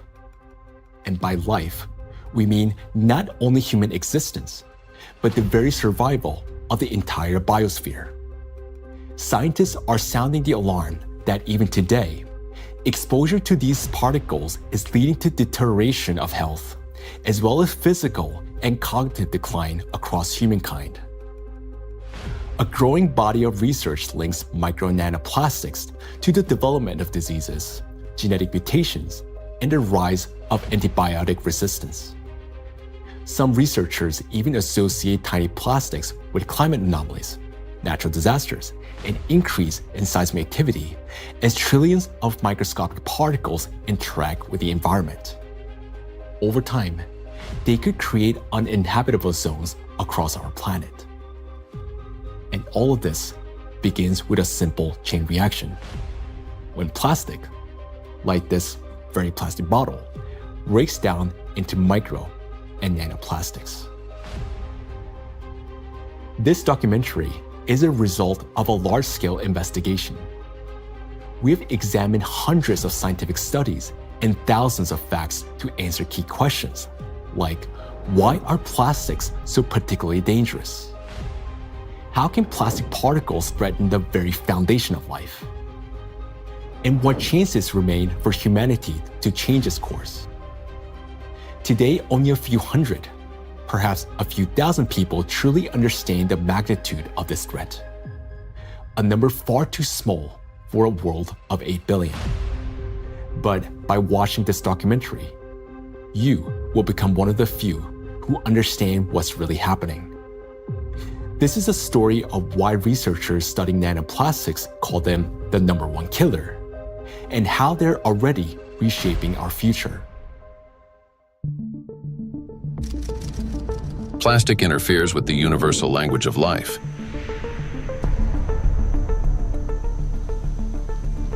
We are living in an era when life on Earth is disappearing faster than ever since the age of the dinosaurs.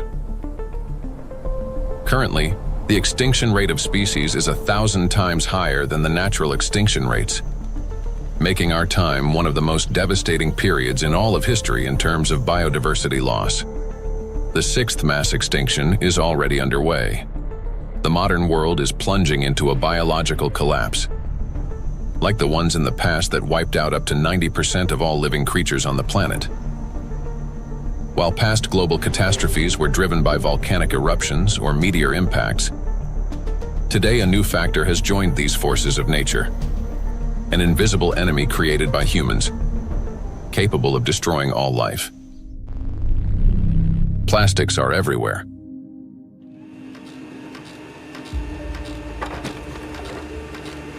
Since the mid-20th century, humanity has produced more than 9 billion tons of plastic, a material that was meant to make life easier, but has instead become a deadly trap for nature and for humanity. It is well established that most plastic is never recycled. Professor Antonio Ragusa, an Italian obstetrician gynecologist and researcher who first identified microplastic in the human placenta, explains how it continues its journey through the biosphere. Of the millions and millions of tons of plastic we produce, less than 10% gets recycled. More than 90% is dumped into the environment. And when plastic gets dumped into the environment, it slowly breaks down into smaller and smaller particles, eventually becoming very small, microplastics, or even tiny nanoplastics. These particles travel down rivers, reach the seas, spread throughout the oceans, and enter the fish we later eat, so they end up back inside us. The problem of microplastics has long been observed in ecosystems across the globe. Professor Sedat Gündoğdu of Çukurova University in Turkey, founder of a research group on microplastics and expert in marine biology and Mediterranean microplastic contamination, speaks about this growing concern. I'm working on fish biology mostly. I was working on fish biology mostly. I was working on